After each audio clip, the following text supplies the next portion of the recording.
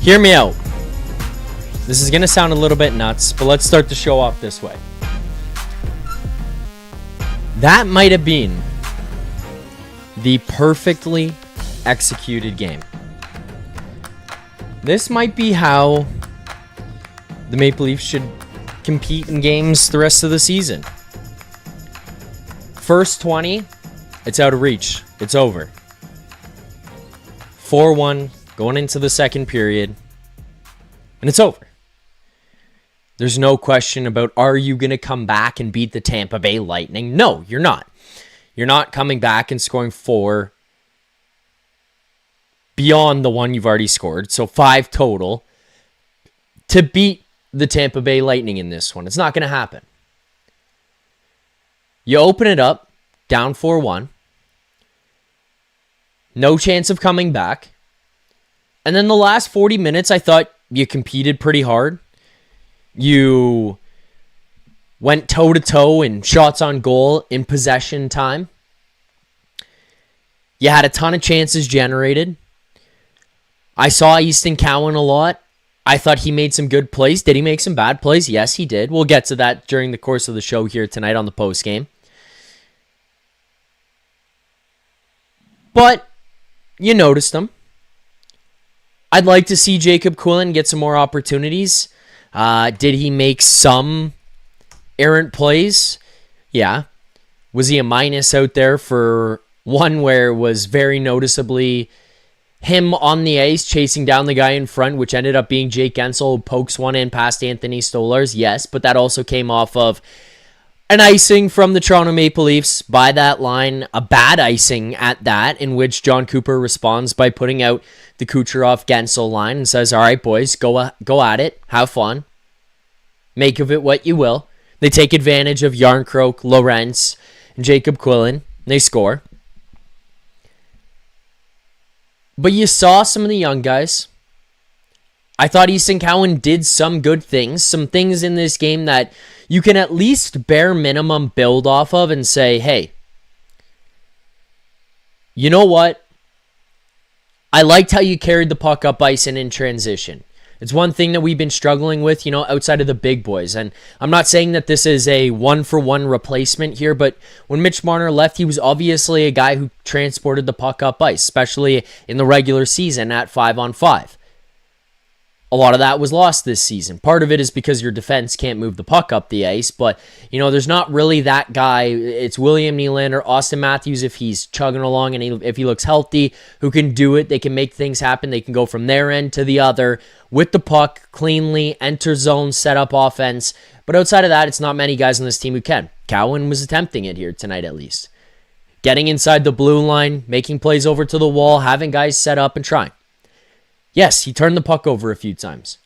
But this is almost a perfectly executed game because in the first 20 minutes, you fucked off so hard and you got your shit pumped by the Lightning to the point where it was irrecoverable. You weren't coming back. There was no saving the game. And then you battled your dicks off for the last 40 minutes. Now, mind you, the Tampa Bay Lightning probably take their foot off the gas a little bit. But you worked hard. The last 40 were at least bearable to watch outside of what the score was. Bearable to watch. And you don't get a point. It's perfect. I think Habs Absolutely Hockey in the chat is missing the point here on this. Leafs fans are happy with the result here tonight. We love the team. We want the team to win. We want the team to succeed. But the best way for that to happen is lose games. The last 40 were at least competitive and gave me something to watch. I didn't feel like it was entirely like the Rangers game. That is miserable. Yes, you lost there. You didn't get any points. That's good in terms of the tank factor. But the last 40 were easy to watch tonight. The Rangers game, unwatchable. That's one of the worst hockey games I've seen them play all season. Maybe within the 10 years of this Matthews era, including the Saturday game against Ottawa. It's perfectly executed. Perfectly executed. And I think that's the point, like Habs absolutely hockey. It's just glossing over his dome right now. Just in the chat saying, you guys played horrible. What do you mean? Your team got smacked. Yeah, that's the point. That's what Leafs fans are looking for. You get yourself one step closer to getting a top 5 pick. We keep talking about who comes up this summer that will change your team. And that conversation for the majority of the season has been in free agency. And then if not in free agency, who can you go out and draft? Or, sorry, who can you go out and trade for? It's hard to do. If you can get a pick in the top 5, you don't want to put everything on the kid, but you'll have Matthews, you'll have Nylander. You throw in a top 5 pick who can maybe jump in here and help you. I'm not saying it changes everything, but look what Celebrini did. Imagine if Connor Bedard had superstars around him when he got there. That's what Matthews and Nylander are. Whether you like them or not and think that they can win or not, I get it. That's a very different conversation, but Connor Bedard was the star player in Chicago. Like, the next closest guys was Ryan Donato. No disrespect to Ryan Donato. I think he's a really good player, but he's not a guy that you're like, thank God we get to pair him with Connor Bedard. Get a top 5 pick. Throw one of those guys in here with these guys. With Matthews, with Nylander. Sets you up for a decent spot. Maybe it's a defenseman. Maybe it's Keaton Verhoff. I don't know if he'd be ready to go next year, but feels a lot better if that can happen. I'm going to try to make this a glass half full. I want to be a little bit more positive about this. What am I going to be mad about in this game? You lost. We're not anywhere close to a playoff spot. It's out of reach. You no longer want to be sitting in a position at the end of the season where the Boston Bruins are going to be sitting there with a pick from 6 to 10. Can you be good enough to get above 10? Probably. But you don't want to be in the middle. Get into the top 5 or get beyond the bottom 10. People get what I'm saying. Daniel Chu, many empty seats. Empty seats at the end of the game, not really as much throughout the game. Not really that many throughout the game. So to defend, what am I defending? But it's not really going to ever be an empty barn. Toronto is not going to deal with that. Philip Vespa says, hey, Zach, why weren't there Fire Pelly chants tonight? I don't know, Philip. Fire Barube, Fire Tree Living, I would understand those would probably come before the Fire Pelly chants, I would imagine. But that's not up to me in terms of why or why not there's chants in the arena.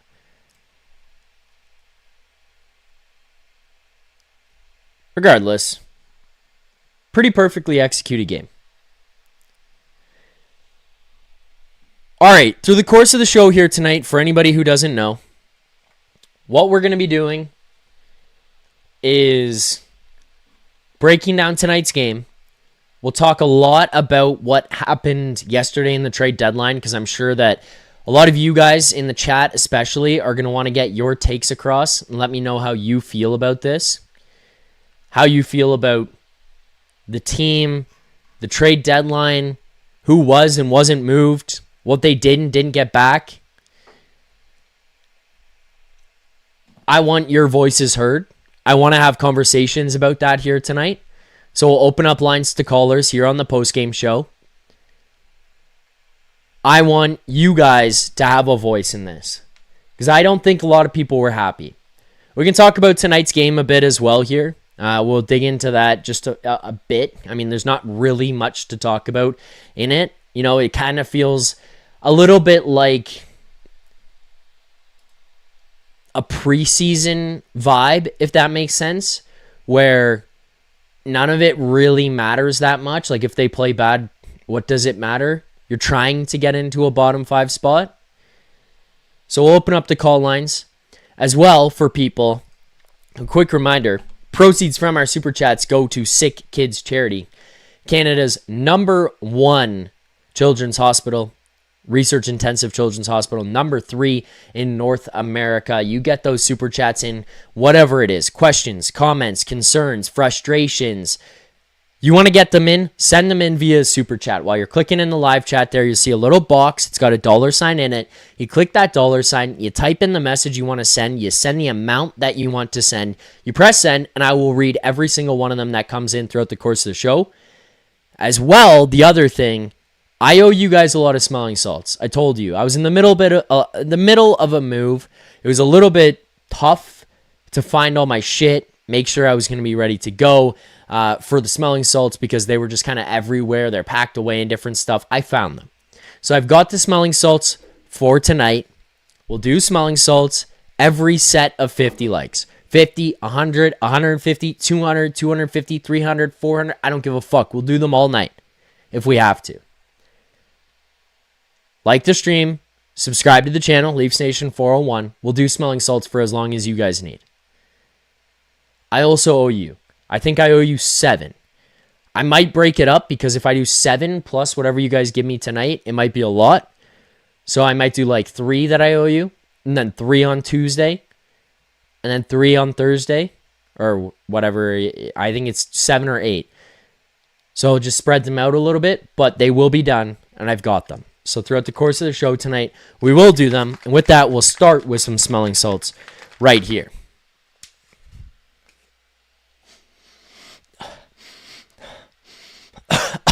There you go. Jackie says, what kind of scam is this, Zach? You already owe us 23 smelling salts. Not 23, Jackie. We did keep track. I know WM in the chat has been keeping track. I think Subazor has been keeping track. Max has been keeping track. So don't worry. We'll get all the smelling salts. We do have a super chat here that came in right away. It comes from Rick Robitaille. Rick does not send a message, but does send a super chat, and the kids at Sick Kids do thank you. The people at Sick Kids, thank you for that. Before I open the call lines, which I will do momentarily, because I think a lot of tonight's show will be callers. That's what I want to hear from. I want to know how you guys feel more than anything.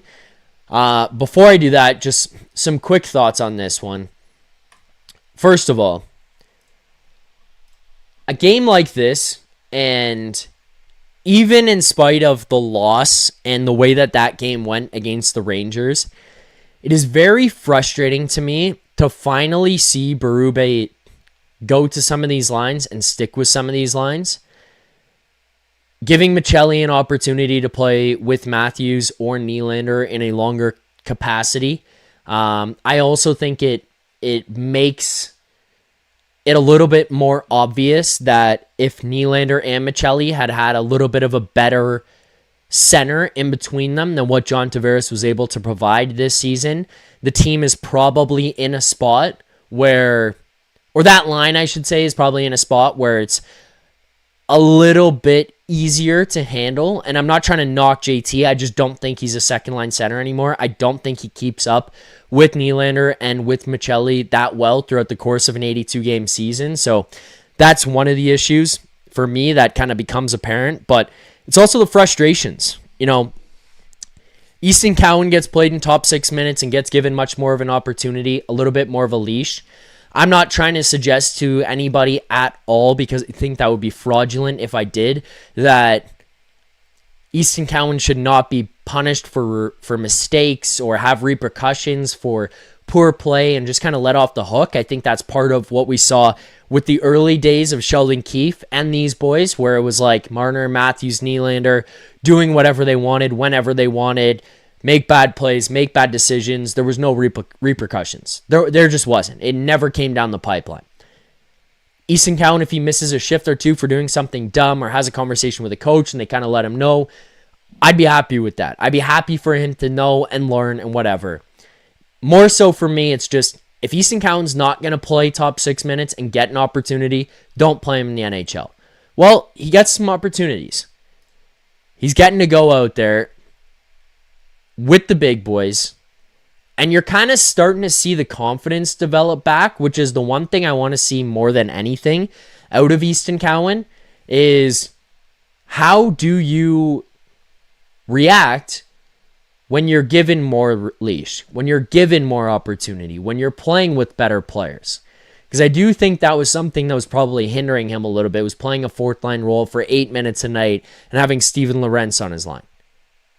I don't think that helps him very much. I think it's part of the problem that's happening with Jacob Quillen right now, which we'll get to. But with the Easton Cowan thing, I think that it's better for him to get an opportunity and get some runway and get to play. Happens here tonight, gets to play, ends up finishing this night with 15 minutes and 18 seconds of time on ice. I'm good with that. I'm okay with that. He made a terrible play in the first period in the corner, had a bad giveaway that resulted in a really good chance. I think it was for Bjorkstrand for Tampa in that first period. Ultimately, it doesn't end up in the back of the net, so it's not that big of a deal. But give him some runway, give him some leash. I think you'll be okay. And he'll at least learn. And if he doesn't, then you send him to the AHL. Like to see some of that confidence build up. Don't want to see him nervous. Don't want to see that uncomfortableness that we'd seen for the last little while. I just don't want to see that. Next thing. Jacob Quillen, this is the negative side of it. 8 minutes and 44 seconds of time on ice for Jacob Quillen. Here are some of the ice times of guys around him. Calle Jarnkrok, 11 minutes and 55. Now, mind you, Jarnkrok plays 4 minutes and 28 seconds of shorthanded time. Max Domi plays 13:39. He did spend some time in the penalty box after the fight. You also have Steven Lorentz at 11:50. And then it kind of outside of that expands. And Lorentz, by the way, as well, played 3 minutes and 47 seconds. But you then get Robertson at 15, Nylander 17. Michelli played 14 here tonight. Nyes plays 19. Joshua plays 14. Domi plays, I said that one, 13:39. I don't love that Jacob Quillen is only getting 8 minutes and 44 seconds. I know that the guys I brought up, Lorentz and Jarnkrok, played a significant amount of time on the penalty kill. 4:28 for Jarnkrok and Lorentz at 3:47. But with that said, Jacob Quillen played 2 minutes and 19 seconds on the penalty kill. Why is there not more ice time found at 5-on-5 for the guy? Why can't you find opportunities for him? And that's what drives me nuts about Craig Berube. And I'll pose this question to you guys in the chat. If I'm wrong, I'm wrong. It is what it is. I'll own it. But I want to explain my side because I said this on social media. Or I posted the clip, I should say, on social media from the pregame video where I said this. And it's very mixed results. But, you know, there's guys who are just going nuts over it, being like, you're an idiot. You can't even tie your skates. This is why you're a podcaster. My whole point was, if I'm a free agent, not a drafted prospect, a free agent right now, specifically coming out of college hockey, why would my choice be to join the Toronto Maple Leafs under this regime? I'm not talking about the city or the fans or the players on the team. I'm talking about under Pelly, Treliving, and Barube. I said that I believe that their treatment of younger prospects in general, and you can specifically look to some of the college free agents that have come here, or college players that have come here, like Alex Steves, like a Jacob Quillen, and look at their usage in Toronto, look at their production at the AHL level, even looking at Luke Hames, who's picking things up here right now for the Toronto Marlies and starting to play a lot better. And you're just still looking at it and being like, doesn't get an opportunity, Cal Yarncroke has to play 11:55. Why? My whole point on it is I think you will have a hard time recruiting free agents to choose to play with you that are from college. I'm not talking about NHL free agents. I'm not talking about going out in the summer and like trying to push your chips in on an Alex Tuck and find a guy like that to come here and join the team. I'm not talking about a Mario Ferraro who's a UFA at the end of the season and saying, hey, do you want to come here? And he says, no, I see how you treated the prospects. I think that's a very, very different situation.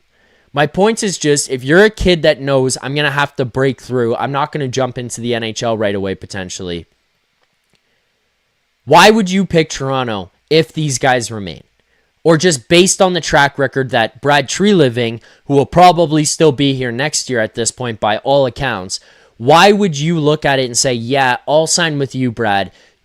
They don't have a very good track record of handling these guys. Now, they could view it the other way and say, I'll go play for the Marlies because it seems to be a good feeder system to every other fucking team in the NHL.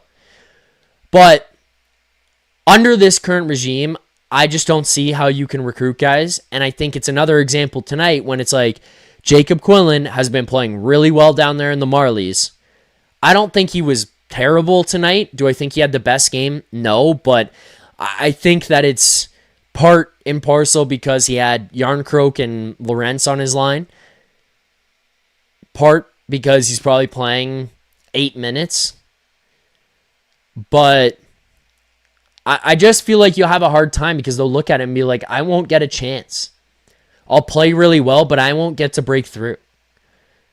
It's going to be hard for the coach to trust me for whatever reason. It will be hard for the coach to play me. He'd rather play a player who's already told you he's going to the Swiss League next year in a year in which you're effectively tanking, and he won't play guys, won't give guys a chance. That's where my point came from. If I'm wrong, if you guys disagree with me, go ahead. Like, let me know in the chat. I'm happy to hear from people. When I open up the call lines here shortly, I'd love to hear what you guys think. But again, it's another game for me where I look at Jacob Quillen and he has significantly less minutes played than most guys in this lineup. And that's just what I get frustrated about and think, if I'm a college free agent coming and I have 3 or 4, 5 teams that are pitching to me the opportunity to develop and get better and grow and then take a step to the NHL, the team I'm probably trusting the least right now is the Toronto Maple Leafs.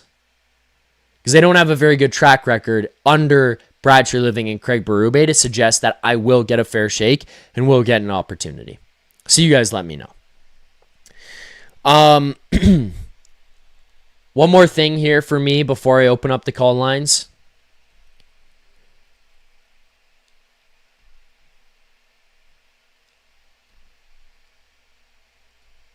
I want to talk about the trade deadline yesterday just a little bit. I brought it up in the pregame video that I put out earlier today. Brad started off the trade deadline well with the Nick Waugh trade. I thought we were going to be in a decent spot, and I was under the impression that that was going to set the stage here for what was going to be a good good trade deadline day for Leafs fans. I don't think anybody wants to see Scott Laughton leave or Bobby McMahon or OEL. All three of them are, personality-wise, I should say specifically, all three of them are very enjoyable people to have around here. I think their media availabilities, I think just their personalities that they show, whether it's in videos or social engagement or sit-downs with Ryan Leslie, all that kind of stuff, they resonated with people in the fan base. And I get that. And I'm with people on that. I think people like Ekman Larson and Scott Laughton, even more so than Bobby McMahon, resonated with the fan base as well because you looked at those two guys and you said, hey, these guys bust their nuts every single night. They play the right way. They do the right things. These are the kinds of guys that you want to have around.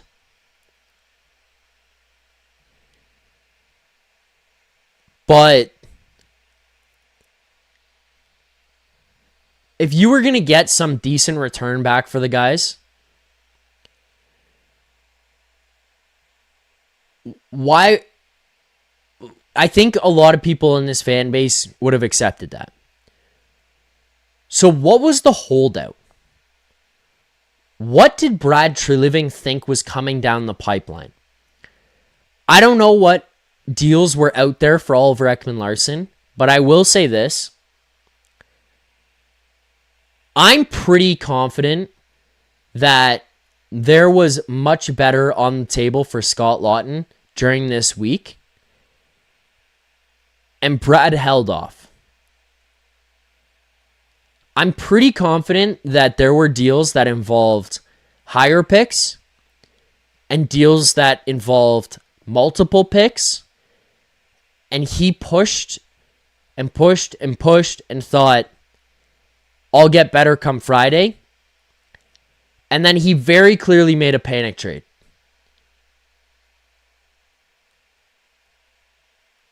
I know that there was a lot of reports out there that it wasn't going to be like the greatest returns for those guys coming back. And Scott Laughton was never going to return you a first and a NHL player right now. He wasn't going to bring back the Gurbenkin trade. We had to accept that. But I genuinely believe, deep down, there was better available. And he chose not to do it because he thought he was going to get it later. And he didn't.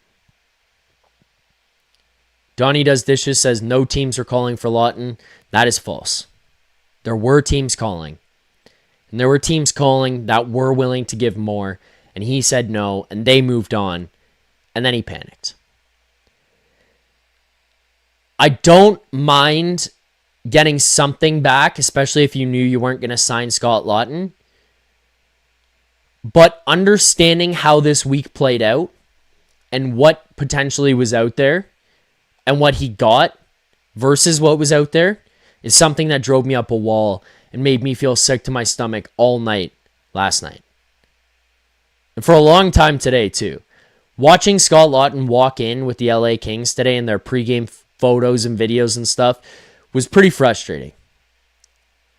Just knowing what it was that we received to give up Scott Laughton.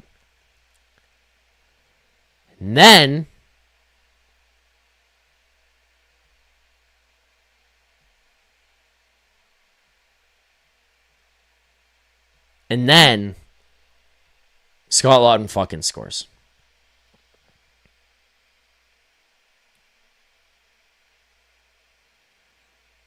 Scores in his first game. And on top of that, he played third line center. Like, we banged on this drum all year long for the usage and the deployment of guys in this lineup, whether it was for the young guys, if it was for pieces that you thought should have played in the top six, played higher roles. If you thought it was pieces you should have been on a third line or getting power play time or whatever. We said all year, we kept banging on that drum. The usage is not good. Even as far as going to Matthews and saying how he was being played. Not good. Scott Laughton goes to the LA Kings. He plays third line center. I think he played upwards of 13 minutes a night tonight. I haven't checked what the final box score was in that game since I sat down or since I came up here. But the last I saw, I believe he was like above 12 or 13 minutes. I could pull it up in a minute. But plays in that role. Plays a lot more minutes. Gets more offensive opportunities. Isn't forced to play with Steven Lorentz and Calle Yarncroke. Gets offensive opportunities. Matt in the chat saying Zach Laughton played over 15. Like, why was he in that position in Toronto? It's so infuriating. From the moment they acquired him,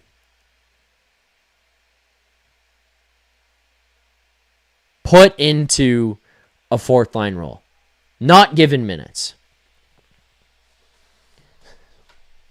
I get it, 6 1/3, saying the Laughton goal was lucky. I get it. The point is he goes out there and scores and plays 15 minutes and look good for the Kings tonight.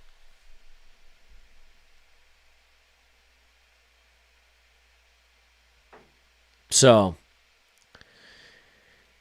I know that there was deals out there for Lawton.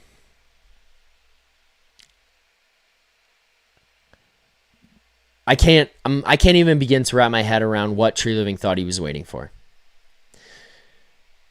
The trade deadline yesterday to me was a complete and utter failure by this general manager, by the front office. It was a terrible day to be a Leafs fan.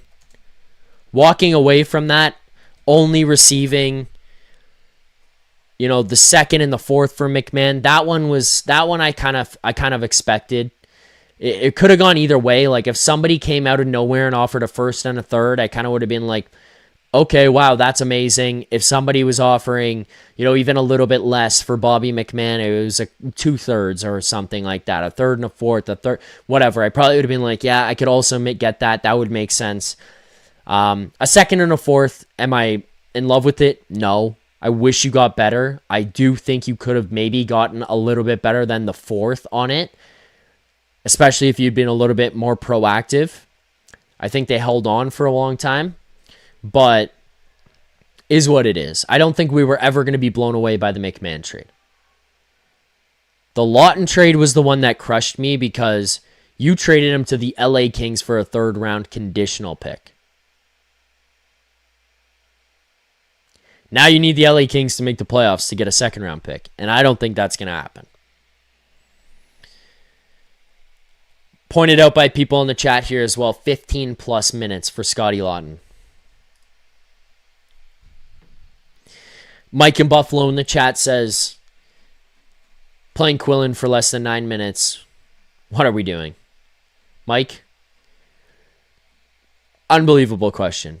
That's why I have frustrations at this point that are just beyond systems with Craig Barube.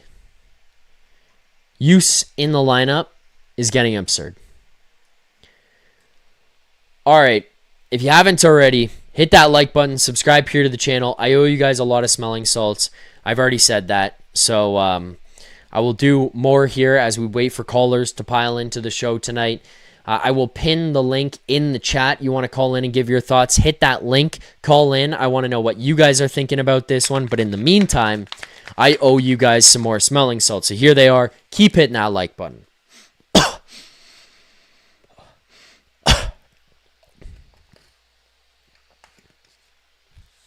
All right. Call into the show. Link is pinned there. I will happily listen to what people have to say about tonight's game, the rest of the season, and yesterday's trade deadline.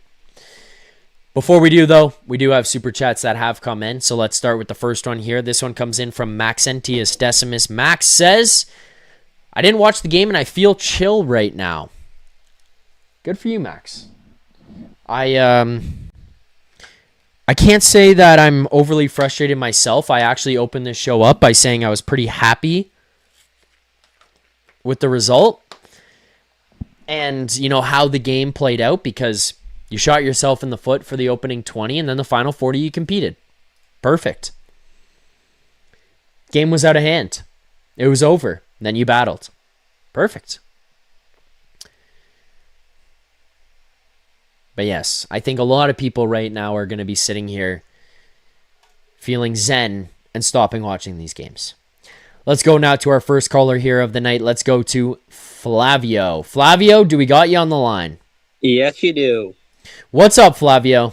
Not much. I've been on the show once. I think this after the Utah game. Yes, that's correct. I remember you. Oh wow, I'm shocked. But from everything I've read and everything I've seen about this deadline, I feel disappointed, obviously. I think a lot of people are. I think we expected better returns, but part of that is, we do overrate our players a little bit. Yeah. The one thing that irked me was everyone knew you were going towards a retool. Everyone knew it. And to not get any young players, and I'm not saying that you would have got Juracek because he was traded for Bobby Brink, or you were going to get Othman. But even, for example, the Cade Weber deal when Brad first came here, something small where you said, okay, I like this guy's upside, I'm going to bring him over. There wasn't even that.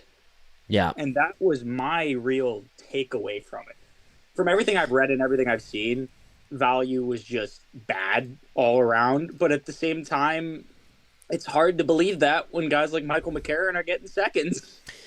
Exactly. Well, and I believe too, by the way, I think Corey Perry went for a second too, right? Like he did, but I feel like that's also, Cup pedigree, and you also have to remember they traded I think 2 that's seconds fair. for Ryan McDonough. That's fair, but he's 41, right? I'm not trying to shit on Corey Perry. I'm just saying, in general here, Scott Laughton went for a conditional 3rd-round pick. Corey Perry was traded for a second. And the team who was part of the deals was the LA Kings in both situations. They got a 2nd-round pick to move off of Corey Perry and brought in Scott Laughton for a 3rd-round pick. Conditional, mind you, I get it, but that even right there is something that broke my brain a little bit. Well, there's one thing about that, and it goes back to pro scouting. You got Scott Laughton, and I guarantee you're not paying a first if you're thinking, one, his usage is going to be on the 4th line. Exactly. When a guy like Nico Sturm, who was traded for a 7th, and you want a 4C? Okay, you get one. Yeah. Paying a first and a prospect. Granted, Grabenkin's not some great prospect, but I love watching prospects. So I watched him in the MHL and the KHL, mainly because I had nothing else to watch at that time, but it was great. And I saw he was someone with grit, and he was fast, and he had these little intangibles that I liked. And you gave him up for a 4C, along with a first, which granted, top 10 protected, thank God. But you gave up so much, and then a year later, you're giving up that same player for a 3rd. It's such bad asset management from every perspective. Yeah. All the way around, it was bad asset management. And everybody can say what they want about Scott Laughton, and where I will agree with people, and I'm going to kind of reference what you just brought up, Flavio, here on this, is I genuinely believe, and I think this is where the disconnect comes in from everybody involved, and you see it kind of start to come out publicly more so this year than before, where, you even think about the comments that were made about the power play coach. True Living comes out, Lalonde's going to run the power play, he's taking over. Barube comes out later, Lalonde will not be running the power play, it's a group effort. Like, that was within the span of 10 minutes. 2 completely opposing comments, one from your GM and one from the head coach about how the power play was going to be run. And then you kind of see the stuff that takes place and hear the stuff that takes place from the GM to the president and Keith Pelly to what you have from Barube to then what you have in the players. Everybody says something different all the time, whether it's about how they played or their compete level or the execution or where they're at in the standings or whatever. Everybody's on a different page at all times. And I genuinely believe, and I don't know if I'll ever know the answer for this sincerely, Flavio, but I genuinely believe that when True Living went out and acquired Scott Laughton, the plan was never for him to be the 4th-line center, and that's strictly how Barube used him. Even after that season, or the end of last season and into the playoffs, where, granted, Scott Laughton didn't play that great. I'm willing to concede on that. He didn't. I think he's the first person to admit that he didn't do a great job when he came here to Toronto. He really elevated his play this year. And I know people in the chat didn't love it. I think a lot of it has to do with the price associated. But even still, when he was playing well, Barube was playing him for 11 minutes. And it's no, he should have probably been playing as your 3rd-line center and playing 14, 15 minutes a night. And then he goes to LA and he plays 1 game as the 3rd-line center. He plays 15 minutes. He looks really good and he scores. And it's just it was there the whole time. And they just didn't do it. And I think that if Brad knew that this was just going to be a 4th-line center and Tree Living was only going to play him as that or only wanted him as that, I don't think he goes out and pays that price, first of all. And second of all, I don't think he goes out and acquires that player. I would agree. Yeah. But my biggest concern was honestly yesterday listening to Kipper and Bourne. And listening to Kipper and Bourne and hearing Brad Treliving say that the coach has full autonomy. He has full autonomy. That he makes the decisions. He decides the lineup card. He decides all of it. Yeah. And then having Craig within the last 2 weeks when he was talking about how, Cowan was scratched. I wouldn't have done that if I was in charge of the lineup is essentially what he said. And I'm wondering, okay, one is saying you have full autonomy. You're saying you don't. It's like a game of broken telephone. Yeah. And they're both trying to say conflicting things. And one thing about coaching that I want to bring up is I remember talking to my friends, which doesn't really matter, but Lane Lambert, they said, he did so well with the defense and this and that. Okay, he left. Yep. If Lane Lambert's running the defense and Derek Lalonde is running the penalty kill, what is Mike Van Ryn's job? Is he moral support? Is he there with his cup ring with Craig just saying, you know what, do what you did there? If he's running the defense and it's this bad and you're giving up this many shots, why is he still employed? Because when the power play was bad, you can survive. Yep. Mike Van Ryn has been on this coaching staff for 3 years. And you could look at the numbers from going from Keefe and Dean Chenoweth to then Keefe and Van Ryn, and the numbers fell immediately. It's not like it was gradual. It went like this. And when I see something like that, it just brings up the question of why did we throw one guy under the bus on Christmas Day, but the other guy's getting the leash? And I don't understand it. I don't either.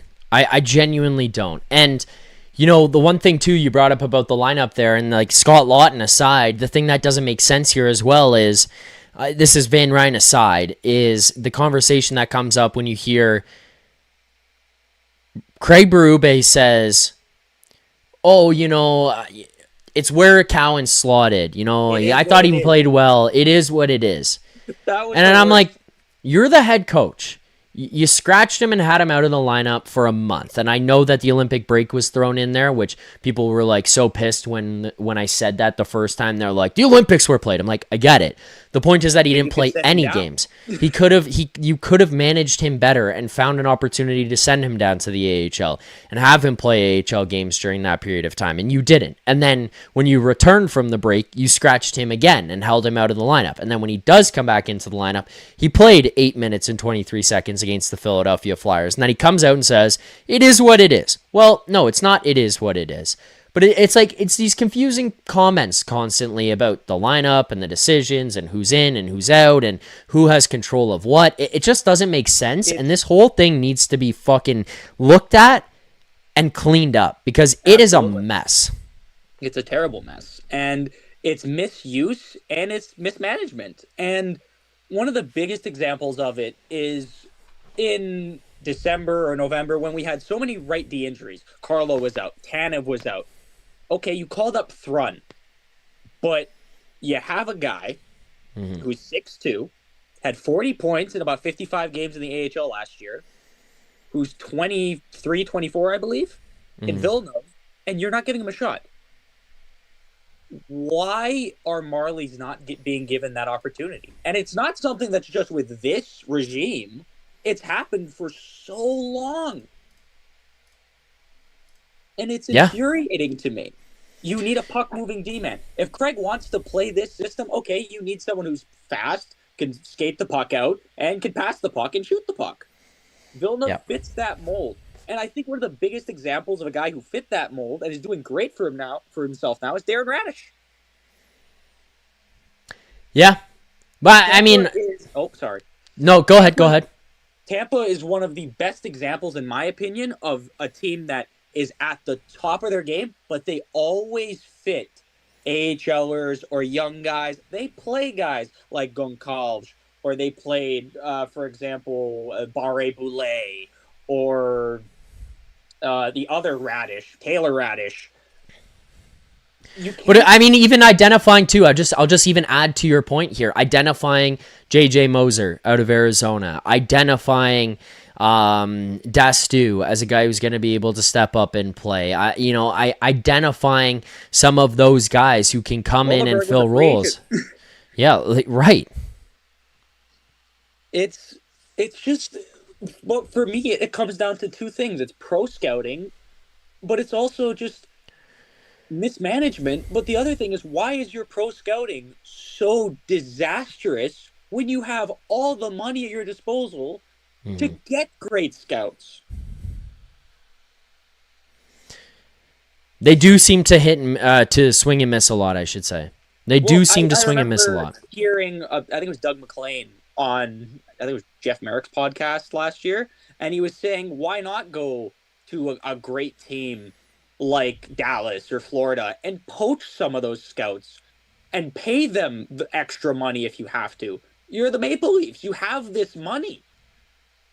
And I understand that's like, la la land there, going to teams and saying, well, they took one of them. They took Mark Leach, they need to give him an opportunity to pick guys. That's part of the problem, is they need to give him picks to work with. Yeah, but the other thing is, and this is speaking of last year's draft, there was a mandate, and it was a clear as day mandate to pick everyone above 6 foot. Because there were guys that were better that they didn't want to take a chance on. And okay. I'm not saying that's, Mark Leach being bad. I like Tyler Hopkins. I like Harry Nancy. But when you go from a team known for, you reach for guys, but you pick guys you like, no matter their height. You pick guys with upside. You pick guys that are interesting, that you look at and you say, okay, our scouting staff likes this. And then immediately someone else comes in, and now you're picking 6'2", 6'3", 6'4", and their intangibles are, I'm gritty and I take penalties. Something there tells me that there might be a little bit of a mandate coming from management that's saying, Mark, we know you picked Logan Stankoven and guys that were under 5'10" that you liked, but we really want some big guys. And it also fits what Brad said he liked, which is concerning to me. Yeah. The whole thing right now just feels disconnected. Like honestly, Flavio, I know that's a very yeah, I know that's a very surface level way to analyze it, and I know that there's a lot of people who probably are just saying thanks for pointing out the obvious, idiot. I get it, but it from top down in every decision they make right now, it feels disconnected. Absolutely. I don't know that the scouts on the same page as the GM, on the same page as the coach, on the same page as the players, on the same page as the ownership. I don't know that. I don't know that they're not, and maybe this is just the actual plan that they have, and it's just a fucking shitty, messy plan. That's entirely possible, but it just feels like Brad came in here and decided he was going to look at things one way. Barube was going to play things another way. They were going to identify players a different way, and it was just like, now you just have something that none of the pieces fit together. You have a billion different puzzle pieces, and they all ended up in this box together from different puzzles. Like, they don't fit. It's not like I lost pieces from one and I went out there and found one that's like newer and shinier but still fits into the puzzle that I have. I just grabbed a random puzzle piece from a different puzzle out there and said, we'll try to fit this one in. And it just doesn't work. It doesn't look the same, feel the same, work the same. The puzzle doesn't piece together anymore. Again, I know it's a very generic way to analyze what's happening, but it's just like everything about this operation is disconnected. Yeah, the thing is with the generic, you could say, oh, it's the generic way to look at it, but the problem is the generic way is, sadly, it's been the right way. It's the way to look at it because there's no other way to look at it. If something's obviously wrong and we're realizing it, the people in management should too. And the fact that it looks like they haven't addressed it is very concerning. Mm-hmm. It's like, I used to explain Keith's line combination when you just threw him in a blender. It's like trying to make a Lego house with a box that's for a Lego car. It doesn't work. That's a better analogy than the puzzle one that I did. That's a better analogy. The same one, but another thing is the mandates changed, and even from when when Brad came in, I watch Marlies games all the time because frankly they're more entertaining sometimes. A lot changed so fast, and one of the biggest things is the Marlies started to favor veterans for some reason, and I don't understand it. Niemela, for example, I loved watching Topi in the minors. He went from their top pair right D to the third pair on his offside with Cade Weber. And I was just like, why? Same thing with Vilna. He's playing the third pair. Luke Haynes is playing the third line. When you see something like this and you see, okay, Craig's doing it at the NHL level, but then you see John Gruden doing it at the AHL level, something's not clicking here. Especially when you hear Brad come out and say, we're going to play some of the Marlies down the stretch, and then Quillen gets barely 9 minutes when you got people who everybody else is over 11. Yeah. Why not give them an extra shift? And the biggest thing that I see with prospect development, and this is one of the reasons I want Craig fired personally, he's not developing anybody. There's no confidence being brought. It's the same concept as when Robbie was having a few good games and Keefe would sit him for 2. And his confidence is just shattered, and he comes back, and he's trying to play safe. And he's not playing comfortable. He's not playing the way he should be playing. Mm-hmm. And you can see it. It's obvious compared to how it used to be. And one of the biggest questions I have is Easton Cowan was one of the best penalty killers in the OHL. And I know that's not going to translate all the time. Mm-hmm. But give him a shift or two. He had the most shorthanded goals, I think, for the London Knights in history, or something along those lines. I think it's him and Barkey that went back and forth.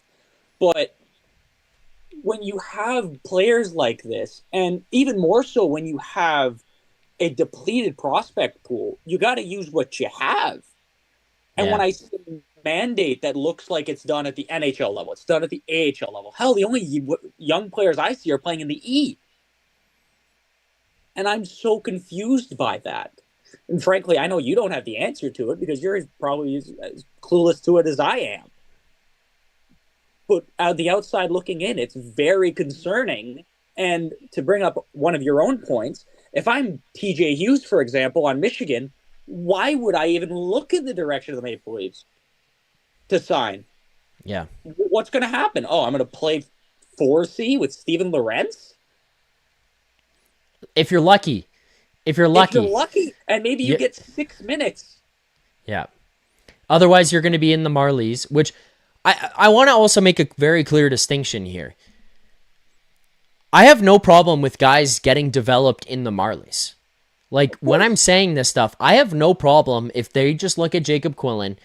Right now is a little bit of a different situation, but I mean in the season. I have no problem if they look at Jacob Quillen and they say, go down there, get the minutes, get the confidence, play at that level, go there. I have no issue with that. Absolutely. My issue becomes with when... I'll just finish the point. I'll throw this back to you. Like, my issue just becomes... Great, you have done an awesome job with the AHL team. You've done an awesome job down there. You're developing. You're turning into a pro. You look really good.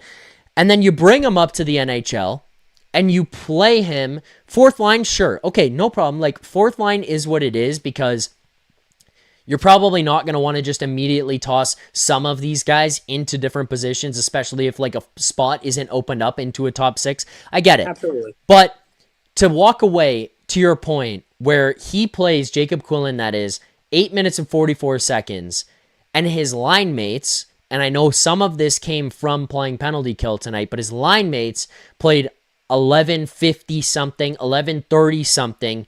Like, you're looking at about 3+ minutes more than what he did in a game like this, and you just kind of have to start to wonder, like, what the fuck is going on that bench? Because exactly. There's either a problem of he can't identify that the guy hasn't played that much and he gets lost, which means the bench management is poor, which I do think is happening anyways, Or the other problem of it is it's on purpose. He's just doing it on purpose. And he's looking at him and being like, I'm not going to play you. You're a kid. I don't trust you. And that is the stuff to me that is breaking my brain right now, because it sounds like, by all accounts, you're going to get these kids opportunities.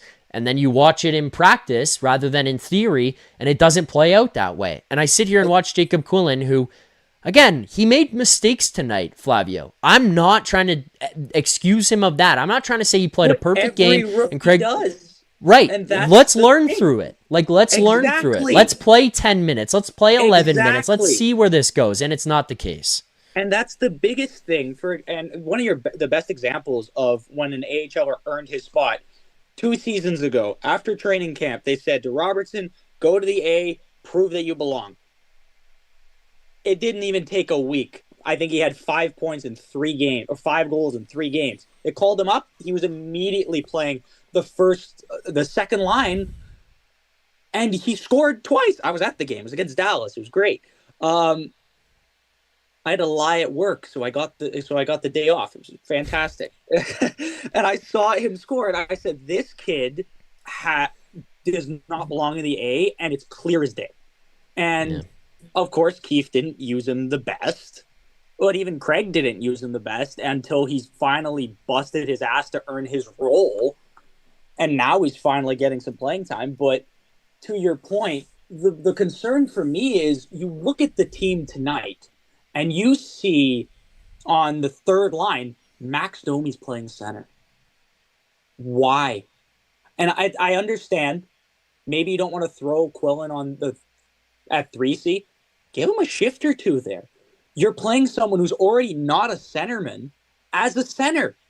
Lorentz can take a faceoff on the fourth line, or even Domi could play a shift on the fourth line. You're not trying to make the playoffs here. Yeah. You're not going to. So what's the point of just not trying something? Have a kid line of Nyes, Quillen, and Cowan. Have some kind of creativity. Don't just be going to the well because you think you could make a comeback in a 4-1 hockey game. Why are you not playing the young guys? Why do I have to see Philip Myers sitting in the press box instead of Villeneuve playing instead of Benoit? There's so many questions that I have for this team. And one of the biggest ones with Villeneuve especially is I remember when everyone told me why Niemela didn't play. He was too short, he wasn't fast, and he wasn't heavy enough. Villeneuve's 6'2". I think he's 195, maybe 186. He's a little on the thinner side, but he fits what you need. So why not just give him a game or two? It's those questions with Craig and him, double shifting Tavares, or even on the power play, giving Tavares that spot on zone entries where we've seen him lose the puck 1,500 times this season instead of someone younger. Why? What's the point of just trying to beat this drum of old and slow when you have guys that have been playing in the AHL maybe 10, maybe 20 minutes, maybe 15, 18 minutes, and they're playing so well, and then you're deciding, I'm not going to give them 8 minutes, I'm not going to give them 10 minutes. They're just going to play a little bit, and I'll double shift Johnny sometimes. I don't understand why, at this point in the season, where the season is, why he still believes ice time needs to be earned for a rookie. And that is my biggest concern. Yeah, and the other thing too, that I'll just kind of throw in is, okay, you don't think that these guys can come through, or you don't think that they fit for you. It goes back to the asset management thing of move the guy. Where move the guy for someone who can. Right. I guarantee you can go and get some prospect in the third or fourth round that has speed. Maybe he doesn't have that much point production, but maybe he's great on the forecheck. Maybe he's something like this. That's asset management in itself. Sometimes it can bite you. I mean, look at Marchment for Mulligan. It bit bad. But then you could also see Curtis Douglas for Connor Timmins. It's something we needed at the time for something we really didn't. And those trades are why I was mad at the deadline yesterday. Yeah. You can make small moves like this. Elmer Soderblom went for a third. I wouldn't be complaining. He had a phenomenal time in the SHL. He's still young. He's 6'8". Give him a shot. Why not? Yeah. What do you lose? And the guy who gave him a shot, ironically, is Kyle, who's been so good at just identifying those guys. Yeah. And like the other thing too is just like, what's the point of hanging on to these guys until they either lose the value and then don't become anything, or they become Alex Steves and then they walk. Like that's the thing that frustrates me. Or Holmberger. Yes, exactly. Anything else you got for me here tonight, Flavio? This has been a great call, by the way. Oh, thank you. I've tried not to interrupt you like I did last time. I feel like last time I really got into it. The one thing I will say about this season as a whole is I remember I was in the queue for a call on, I think, Monday after the Philly game, and I never got to it because you had your little crash out. Sorry, but it's fine. I understand it. Please, it's not time to hit the panic button. I understand the concern of everything and anything. But number one for this team, and I've seen it talked about on this show so many times, is a top defenseman, a top 1D. You will look at every playoff team in the NHL in the last 10, 15 years, they have that guy. And if you see a cup winner, they have that guy. Whether it's Ekblad, whether it's Makar, whether it's Chris Letang, or hell, it could be Ron Hainsey for a year. Those players that play big minutes are what you need. And the big thing that I'm going to say for anybody who's hit the panic button yesterday because we didn't get a ton of assets and maybe you got a late first from Colorado, it's not time to hit the panic button yet. You still have players, you still have prospects. When you want to hit the panic button is the moment Austin Matthews says he's not resigning. That's when you can hit the panic button. At the end of the day, you have something that not a lot of teams have, and that's a 1C that could play amazing minutes. Maybe he's not having the best season. Maybe it has something to do with him being used more against elite competition than Alexander Barkov. And his line mates. And the fact that I don't know why they're allergic to carrying the puck in and they just have to dump it no matter if anyone's even going into the zone. But it's not time to hit the panic button. Yeah. Breathe. Look at this objectively. Everyone thinks it's the end. One trade, one breakout, something can still happen. It could be in this draft. Maybe they grab a guy like Thomas Galvas, who was phenomenal at the World Juniors. He's 20. I think he just tied Thomas Caberlet's point record in the Czech league for under 20. He might break out and become the Leafs' Lane Hudson. I'm not saying that's going to happen because no matter how much I want this guy drafted, but I'm saying don't hit the panic button because I see so many people just losing their mind.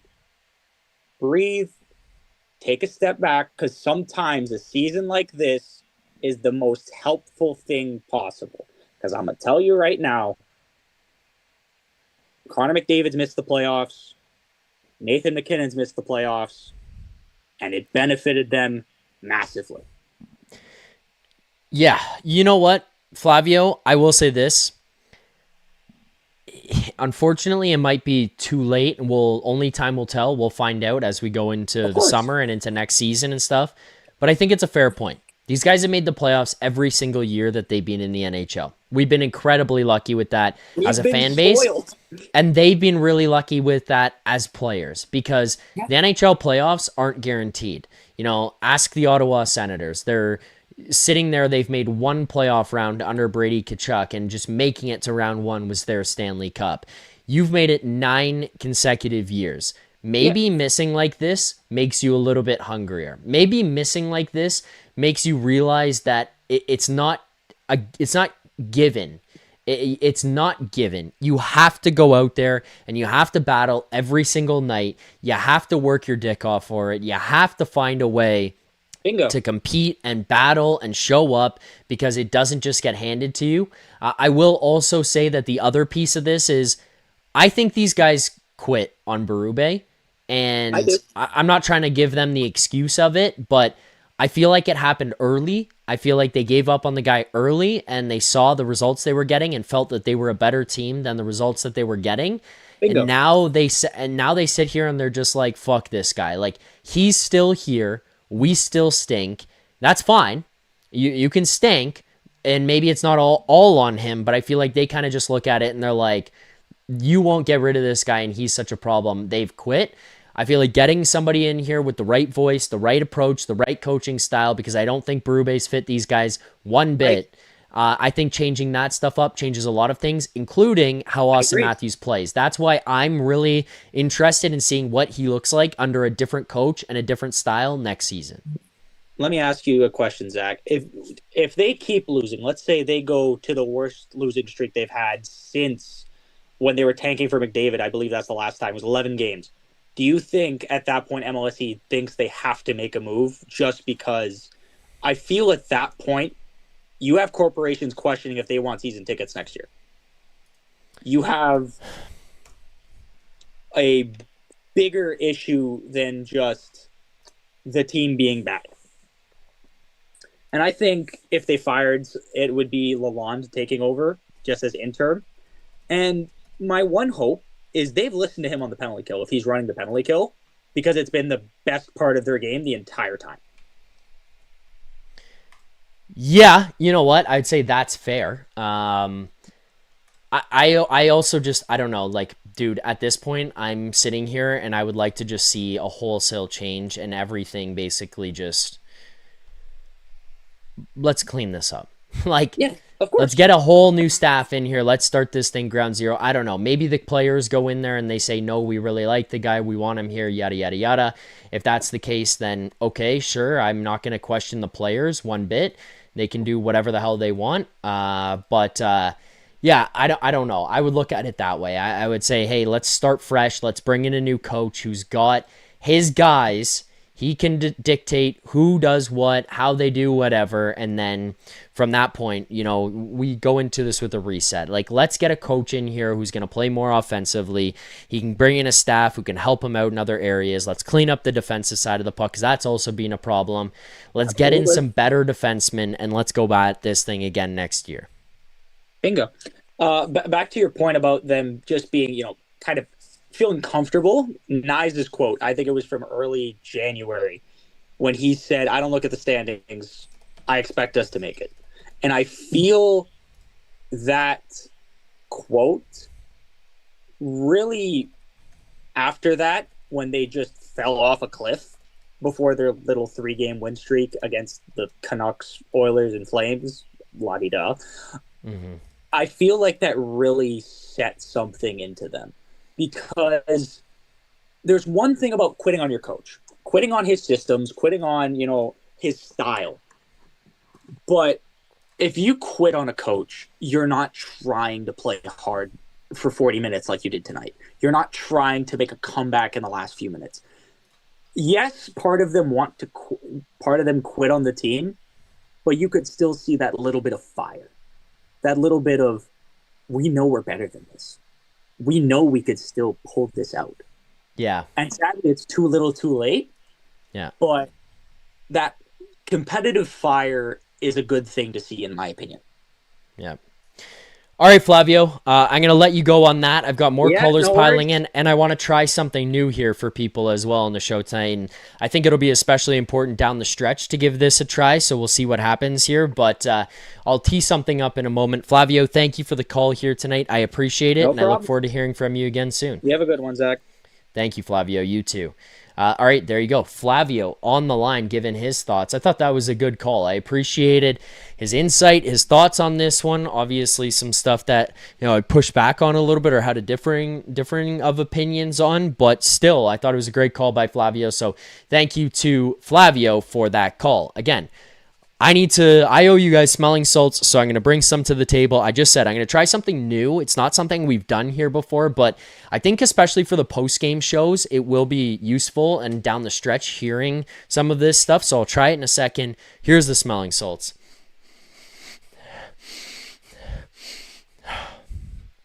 All right. There's the smelling salts. Okay, this is what we're going to try. I want to see if this works and what you guys think about it. So let's give this a shot. If you don't like it, let me know in the chat. No problem. But I feel like a lot of people are here on the post game and they don't see some of the stuff. You just read things, but we don't get the full context. So let's give this a go. Let's try, and you guys tell me again if you like this or not. Here is Craig Barube immediately following tonight's Maple Leafs loss to the Tampa Bay Lightning. His thoughts on the game, what happened, all of that, and more. Greg, how did you assess the game today? Yeah, I mean, tough break in the first goal, but thought that kind of took a little bit out of us, put us on our heels a little bit, and they capitalized on a couple more, a power play goal. We had some good looks, didn't put it in the net. But I felt like, we kind of were a little bit not tentative after they scored the first goal, but just not staying with what we were doing. Kind of backed off too much. Second was better, checked better, and didn't give up a lot. We got to finish better. We had some looks, didn't finish. Why do you think it's been an issue with the finishing part this season, like all season long, like from the beginning to now? Has there been anything? I'm not sure it's been all year. I thought there was a pretty good stretch where we were getting enough goals and the scoring was pretty balanced, I thought, at one point. But right now it's, we can't, I guess we're not getting the bounces. We're not shooting it well enough, whatever. There's a lot of reasons probably. But we had some good looks, and we're not finding the back of the net enough. What was your sense of the team? Like, you get down early, it's not been going your way. Like, what was the bench like? What was the room like after the rest of the way? I thought, like, in the first, like I said, that goal, the first goal that went in, and then they got the other one. The bench was a little bit down, but I thought the guys came out in the second and played the right way. So it's a good sign. But in the end, we gotta come out and come out to play to win the game, not lose the game. And I find that right now, when a goal goes in or two goals go in, we kind of protect too much and not stay on our toes and play. Booze at the end of the night. What's that? Booze at the end of the night, you're saying? Hey, they pay good money to come watch us, and they want to win. So just like we do, that's part of the game everywhere. What do you like about Quillen on the PK and Psychic Math? Yeah, I thought I thought he did a good job tonight. He works and he's got really good feet, and again, I was happy with his game all around. Okay, those are Craig Barube's post-game comments from tonight. The one that obviously stands out, and he brought it up a couple of times, whether it was off the top there in his opening thoughts or if it was up with the Mark Masters comments that he brought up after the fact, or when he asked him the question after the fact about the bench. He said it twice, and he's basically telling us without telling us that those moments and that goal, the first goal for Tampa in particular, had the team quit. When that happened, when that goal went in, the team quit. It was 1-0. It was the first goal of the game for the Lightning, and it was over.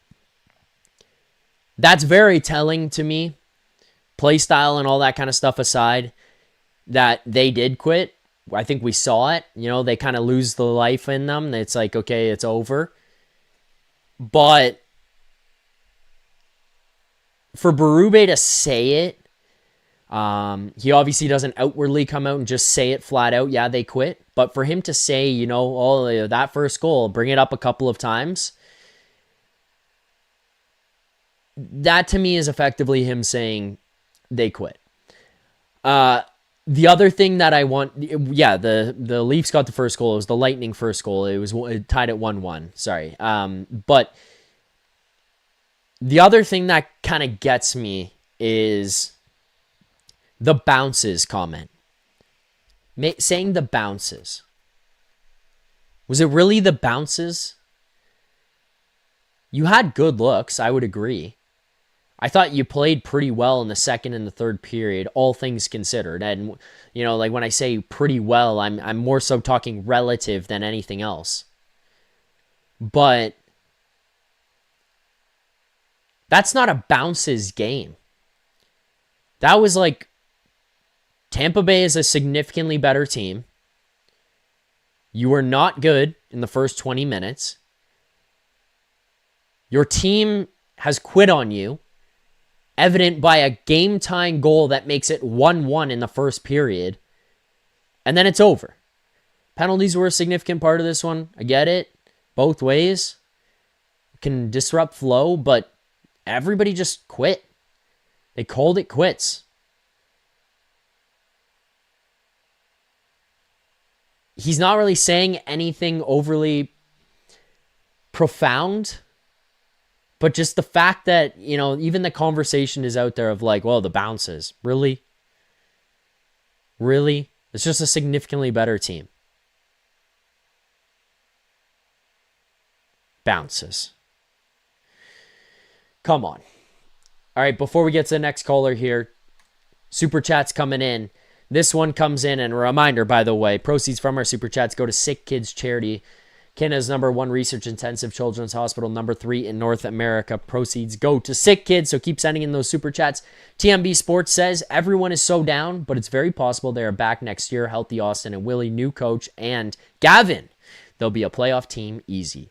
Well, look, I don't want to say that hope is like what you should be doing and praying every night that you'll get a top 5 pick and then that's what'll turn it around. But the reality of the situation is it helps a lot. This is a good draft, specifically in that top 5 section. There are some really good players, whether it's Stenberg, if it's McKenna, if it's on the defensive side and it's a guy like Keaton Verhoff. It's a very good draft. It's a very good draft. It's supposed to be a draft here where you look back on it years down the road and you say, wow, look at all the players that came out of that one. If you got a guy in this top 5 who can step in and play with Austin Matthews and with William Nylander and have them around, and then you go out and retool this thing a little bit and you bring in a better coach, I think you're in a drastically better position. Go get a top 5 pick. Upgrade your defense, make them younger, make them faster. You need to move on from Morgan Riley. You can't have Phil Myers anywhere near this.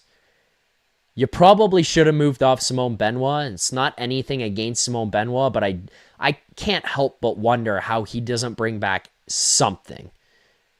Like a 6th, a 7th, I don't know. But it opens up a roster spot and it gives you a chance to play a Thrun, play a Villeneuve, and see what they are. It opens up space, and you can just bring back a pick. You bring back OEL, no problem. You bring back Carlo, okay. You can tell Jake McCabe is older and not playing as well. Move him down your lineup. Get some more mobile puck-moving guys in here. Get some guys who can get the puck on the stick of your forwards. Get a top 5 guy, and this thing feels differently. You don't have to go out and do some crazy overhaul this year. Pick around the edges a little bit. And this is also obviously very specific to if you get a top 5 pick. Pick around the edges a little bit. Tinker. Get faster. Get younger. New coach. New approach. Top 5 guy in here. Throw him into your defensive pairings. Throw him into your forward group in the top end. You're in a better spot. I genuinely believe that. Maxentius Decimus says with the super chat here, the whole chat needs to don't worry, be happy, and sends a little plant emoji. Max, I think we're picking up what you're saying on that one. But yeah, stronger, better, faster, bigger, faster. I can't remember the Kanye song right now. That's what Luke is referencing in the chat right now. Apple Pie Club, McKenna is generational. You have to go all in to get him. Well, yeah, you got to start losing. Trevor Benoit, Zach, please learn how to properly pronounce Villeneuve. Is that how you say it? Villeneuve? Am I saying it wrong? Villeneuve? Is that not how you say it? I've been under the impression that that's how it's said. If not, that's on me. I apologize. Let's go to the next caller here. Let's go to Mark from Oshawa. Mark, what's up? How's it going, Zach? How are you, buddy? It's not bad, like on a normal night over the last 9 seasons, this is probably a pretty infuriating loss, but this isn't a normal night. This isn't a normal season.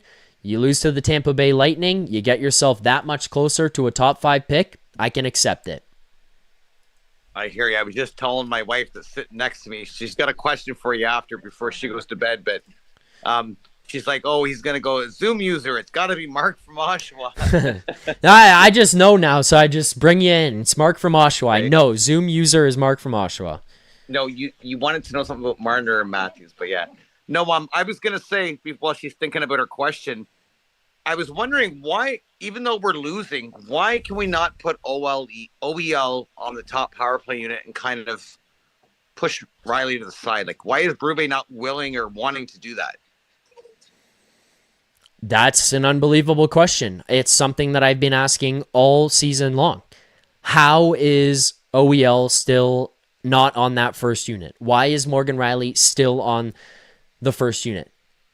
That's what I just have not understood for the last 2 seasons at that, Mark. Like, even dating back to last year. And now, last year they tried the 5 forward unit. They had Marner up there at the top. But, like, again, even with Marner back there, you still run into a very similar issue where it's not a point. It's not a threat from the point for the shot.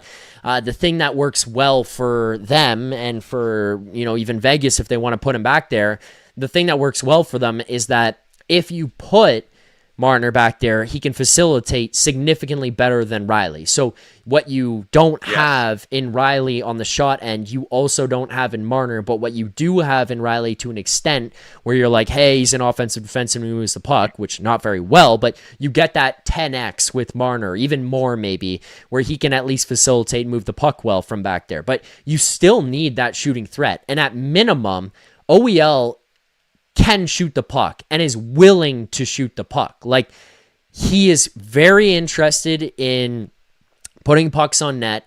He's very interested in sifting things through. He's really good at it as well. And he can move the puck at least as well as Morgan Riley. So to be at this point and not doing it, I don't understand. Obviously, I know it right now. You'd rather lose the games because we want to get closer to that top 5 pick, Mark, but it still is just like Barube came out this morning and said you're still trying to win games until you're mathematically eliminated. Was this really how you were trying to win games? By putting fucking Morgan Riley out there as power play 1 quarterback? Is that really it? Because that just doesn't seem to make sense. All right, I'll ask the question, but the wife will say whether she agrees or not because I know she wants to go to bed. So she was going to say that, do you think Matthews is missing Marner right now? I think the whole team is, actually. Marner specifically. Her name's Nancy, by the way. Sorry, Nancy? I like Marner. I still think he's a great player, regardless of what team. I think he's a really... Nancy, he is a great player. He is a great player. You're not wrong about that. And I agree that he is a great player. The problem that you had here in Toronto, and you had the same problem the entire time, is you had too many of the same. And what I tried to say the other day after the game against the Rangers, and I think I said it on Wednesday as well after the game against the Devils, is where people are right in a sense and where I disagree in the same sentence is you're right that losing Mitch Marner was a significant impact that the team thought was not going to be as big of a deal, which was a complete oversight. I think we all knew it was going to be a big deal, but I think most normal, level-headed people thought that they were going to go out and try to acquire some type of top 6 talent. Like, you were never going to get a Mitch Marner replacement that was 1-for-1. You never were. But you needed to get a top-line guy or a top 6 guy. That was the problem. And they just refused to do so. When you say, is he missing Mitch Marner? Well, yeah, he's missing Mitch Marner because he's playing with Max fucking Domi. Now, right now, he's playing with William Nylander and Matias Michelli, so that conversation's a little bit different. But before this, for most of this season, he's playing with Max Domi. He's playing with Bobby McMahon. Those guys are nowhere near the level of what Mitch Marner is. They're just not. They can't facilitate the same way. They can't get on pucks the same way. They don't draw the same amount of attention, which is also a significant issue here. So it just doesn't work like that. It's not going to work for him to just carry guys who should be third and fourth liners every single night. We saw him for a while step up, but I think part of the problem with Matthews right now is just a whole lot deeper than, oh, Mitch Marner isn't here. I think, one, the system that he's playing in that's being instilled by Craig Barube is a joke. I think he's utilizing him completely incorrectly, and he's limiting his abilities. I think that the defense that you have on the ice are not capable of getting the puck to him, which means that he has to do a whole lot more work on his own, specifically in the defensive side of the puck and in his own zone, and he has to work that much harder to get it up ice and get up ice in transition with possession. That's another problem. And then, the talent that's on there, it's not great. Plus, right now, I think he's injured. We saw the video of him in the locker room with the tape on his shoulder. I think he's battling through something. And Vic brought it up the other day, and I think it's a good point, is that Austin Matthews is not the kind of guy that we're ever going to see publicly step up and say anything. But what he might be doing, and this is what Vic threw out, and it's pure speculation, but I thought it was an interesting point by Vic, is maybe that's how he's leading in the room. Maybe that's how he's leading to those guys where they all know he's fucking battling through something and he's giving it everything, but like his shoulder's hurting and he can't shoot the puck. That might be something that is leaking into the room where they can all see it, and that's how he's leading, is I'm battling through this. But I think there's a lot of factors that are going on with Matthews. So, look, is he missing Marner? To an extent. I think he's more so missing the top-end talent playing with him and a high-end player playing with him more so than he is that name specifically. I agree. Do you have anything else? Oh, I agree.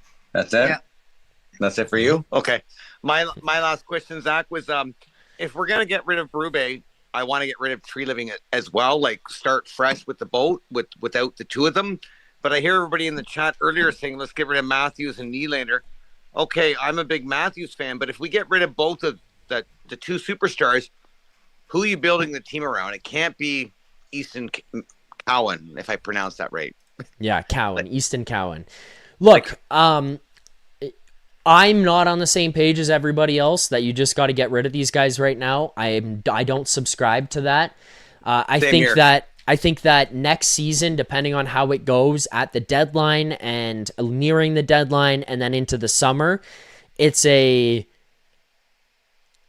different conversation, and I don't have an issue with that if that comes up next year. But again, to my point, I would like to see them go out and try to bring in a high-end player to play with him that's not William Nylander, because I think William Nylander is also a give-me-the-puck type of player, and not in a bad way, but he's a give-me-the-puck kind of guy. Now you have two guys who want the puck on their stick. I don't think that works the same way. Like, Marner was a disher. He gave the puck to Austin Matthews. I also think a healthy Matthew Knies with him helps him a lot. And I think just in a different system, he plays differently. I could be wrong on all accounts. It's very possible I'm wrong on all accounts, Mark, and Nancy for that matter, because I know you're probably still there as well. If that doesn't work out, hand up, I will own it, I'm wrong. But I need to see that first, because it was 2 years ago. He was one of the best players in the world, and he scored 69 goals. He won the Rocket Richard Trophy. He's got it. He's got two of them. He's won a Hart Trophy. Like, it's there. How do you go from that to the next season falling off a cliff? 8 years you put together in the NHL of being an elite goal scorer, and instantly under Craig Barube it changes. That to me is what doesn't make sense in my head, where it's like that drastic of a fall off is too much for me to just say time to give up on the guy. I'd rather see someone else come in here and coach him and lead the way and change how the team approaches things. I'd also like to see better defensemen to see how it goes. Again, if it's wrong, hand up, I will own it, and you guys can come back to this video. I have no problem, but I'm holding out that belief at least until next season. Yeah, but do you not think there's something, to me personally, I think there's something weird about it. Yes, we had Marner last year. We won the Atlantic, yada, yada, yada. But then to come out this year with not Marner and play completely the opposite hockey now where you're going to... I don't think that they played that opposite of hockey. I think I think a lot of what they were doing last year was creeped into all of this. I think they just had enough skill to kind of get themselves out of games. Like, they got outshot a lot last year, but I think one of the things that I looked at with them last year was, first of all, they didn't give up as ridiculous of chances.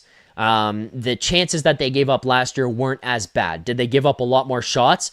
Yes, they gave up a lot more shots last season and this season, but I feel like this season it's just been significantly higher danger.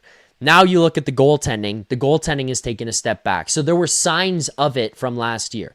Now you add in the fact that Brad Treliving did not get proactive on the defensive core at all. He looked at what he had last season and he said, we're going to just run it back with those guys. All of them got older. You've basically lost Chris Tanev for this entire year. I'm not trying to say this as an excuse, but I'm saying this is poor management decisions by Brad Treliving. He looked at it and said, nope, all of these guys who are in their early to mid 30s, they're all going to take one more year and have one more year of mileage under them, and they're all going to play the exact same way as what they did last year. They didn't. Jake McCabe, significant step back this season. Like, even Jake McCabe playing close to what he was last year, but not the same as what he was last year. Okay. It's better. Chris Tanev in the lineup, it's better. Again, not saying they're a playoff team, but it's better. Like, these things from last season remain the same. They just took steps back because they got worse in some of the departments. The goaltending stayed the same. They just kind of regressed a little bit. The defense, old and slow. That was foreseeable. You didn't go out and make any proactive changes. You needed to be proactive. Like, the Tampa Bay Lightning traded Ryan McDonough. It didn't work out for them when they did, but they looked at it and they were like, hey, it's time for us to move on from this piece. We've got to open up space. We've got to change things up. And they went and did it. It didn't work, but they had the balls to make a change. It didn't work. They bring him back, and then they kind of retool the defense. You know, we talked about the young guys that they have here, the young guys that they've got playing in their lineup right now. They did get younger. They do bring in guys from their farm system. They do bring in drafted guys. Like, they get younger, faster players to filter into the lineup. The Maple Leafs chose not to. That, to me, is a big piece that happened from last season to this season, including the whole Mitch Marner thing. All right, love you too. No, I get it. I was gonna say about the Tanev thing. Like, when we first signed him, I was all for it. I think we went a little crazy when we did a 6-year deal. Like, at his age at the time, it should have been like a 3-year deal. Honestly, it was to get the cap hit down. Well, no, I get that. I mean, we're only paying him $4.5 million a year, and he's still got 4 more years. He's not playing out that contract. We're gonna end up buying him out, and there's no way we can trade him. Like, who would take him now anyway? Yeah, I mean, probably nobody. I think you're hoping for health, or you're hoping to, or you're hoping for Robidas Island. But I don't think that it's going to be like a trade thing. Yeah. One last thing I was going to say for the trade deadline yesterday, I heard later on, I'm surprised OEL didn't go, but from what I heard, rumors, whatever, that Treliving was asking for a first, a second, and a prospect to Edmonton, and Edmonton was interested, but they didn't want to empty their cupboards to do that. I thought that would have been too much. I would have been happy with a first and a second, or maybe 2 seconds to get OEL. Just to, if we were going to get rid of them to get picks, I would have been okay with 2 seconds at the least, at the bare minimal.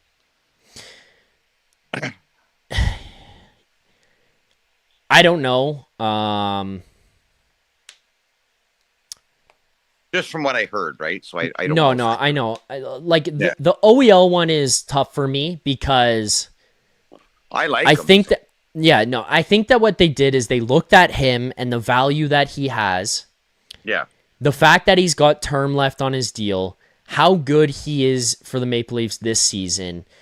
The fact that he doesn't want to leave, let's also note that. I think he's got a 16-team no-trade list, so he's got that worked into his deal as well. I believe those are the parameters around his contract right now. Yes. It becomes a little bit more difficult because it's got to be more specific.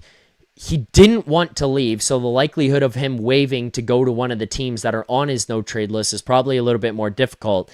And then I would also say that I feel like there's a potential that they just looked at it and were like, we are setting this number. We want this in return, and if you're not going to meet it, we have this guy for a couple more years. We're not going to force a trade. There's part of me that doesn't mind that, and there's part of me that is concerned. So why I don't mind it is because I think if you were going to get a haul for the guy, you were going to get a really good deal for the guy, move him. Like, no problem, get rid of him. If you brought back a first, a second, and a prospect, if you brought back a first, a third, and a prospect, even if it was a first and a second, whatever, if that was what you were going to bring back, no problem. Make the trade, done. But if you were getting guys and teams offering you deals that just didn't come close to what you were asking, you weren't in a position where you were forced to move off of him, right? Like, he's not expiring at the end of this season. So I don't necessarily hate that they don't panic on it, right? Because he does have some term left. You can re-explore a deal in the summer. It might not come in at the same thing, but you can. I don't know. Like, the OEL one to me is a little bit tricky. I would like for him to have been moved for some decent package. But again, it sounds like that package that we wanted and thought was possible just wasn't out there and wasn't anything that any teams were willing to pay. And if that's the case, then it's like I can't be really mad about it. The only trade that I'm mad about is the Scott Lawton one. That's the one I'm mad about. Yes. But the Kings usually do make the playoffs, so I'm hoping that turns into a second, yes. We'll see. We'll see. All right. They're out of a playoff spot right now, so it doesn't give me that much positivity. Last thing I was going to say before I go, and I can't even remember what I was going to say now. I can't remember now. All good, Mark. All good. I appreciate the call here tonight. Nice to meet you, Nancy.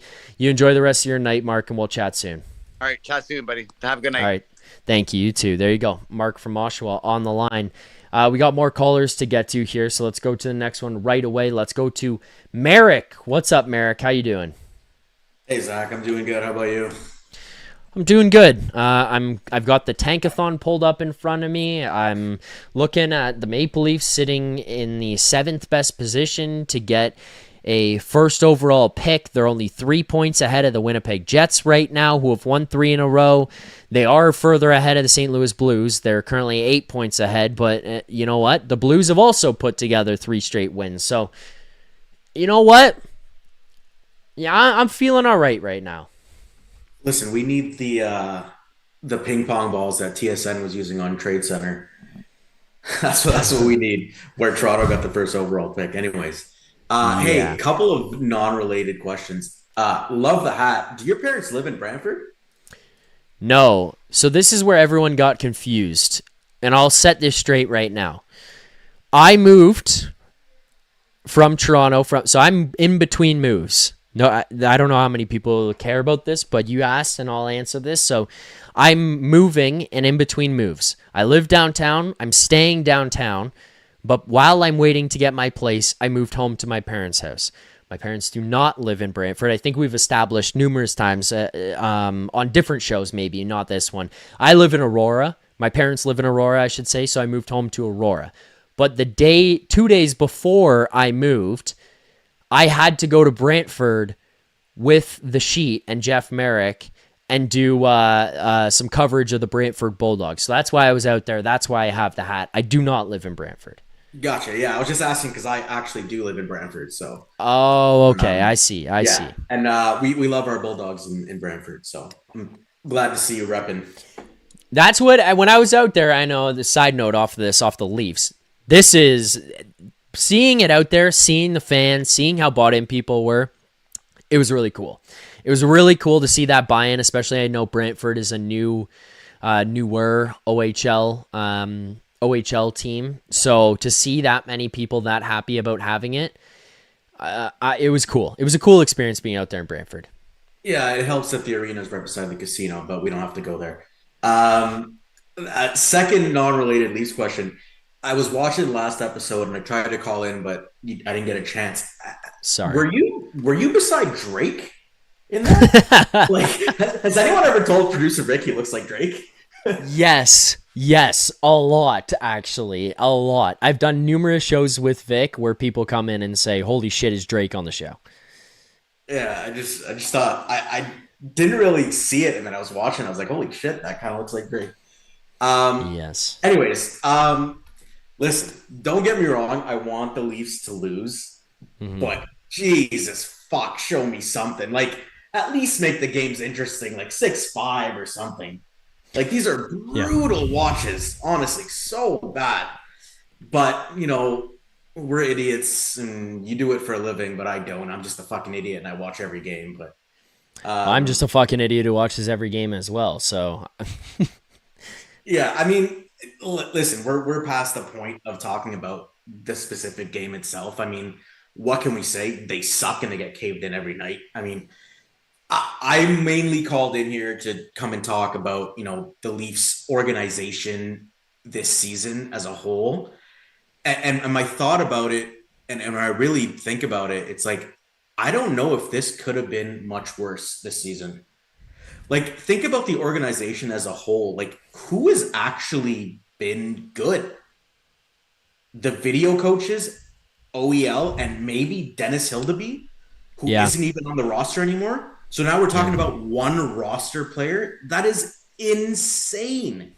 Insane to go from where they were last year to where we are now. It's absolutely insane. Yeah, I also think that's part of why I try to hold out some type of hope for next season, because you're looking at like so many of these guys having down years and bad years. And I'm not trying to say it's just a blip on the radar for everyone. Some of these guys very clearly are just players that are just not going to work and not going to fit, and that's what it is, and you have to accept that, and you have to kind of go into this summer being willing to move pieces and retool this thing. But I look at it, and you just pointed out, like, who's having a good year. How much of that is the coach? How much of that is the team? How much of that is the GM? Like, how much of it is on all of these guys combined? And I kind of wonder if, you know, you change some things, some stuff happens next year. So that's kind of one thing that I wonder about with that. But I think it's a good point. Like, you know, you watch this. It's not being easy night in, night out to look at the team and be like, wow, you know, really battled but lost this one. There hasn't been that many games that's happened. There just hasn't been. Whether it's the coaching decisions and who's in and who's out of the lineup, or it's the way that they play, if it's Matthews and Nylander disappearing or playing terrible games, if it's John Tavares falling off a cliff, if it's Matthew Nyes battling through this injury and taking a huge step back, whatever, it's not been good enough from a lot of people involved, and it's made this season extra frustrating. The other part about it that's been kind of frustrating as well is kind of to your point there, where I will disagree a little bit about tonight, but I'll get to that in a minute. But the losses aren't just losses where you're just a bad hockey team and you're not going to win the games and you're competing your dicks off every night. And it's like, wow, you know what? It's fun to watch. They work hard, but they lose, and it is what it is. The team has become unlikable and hard to cheer for in a lot of senses. I think a lot of people are turning on Tree Living and Barube even more so than they're turning on the players right now, which I subscribe to more than anything, because I do kind of think that a new coach does change this, and I think the players have really quit on the guy who's running this.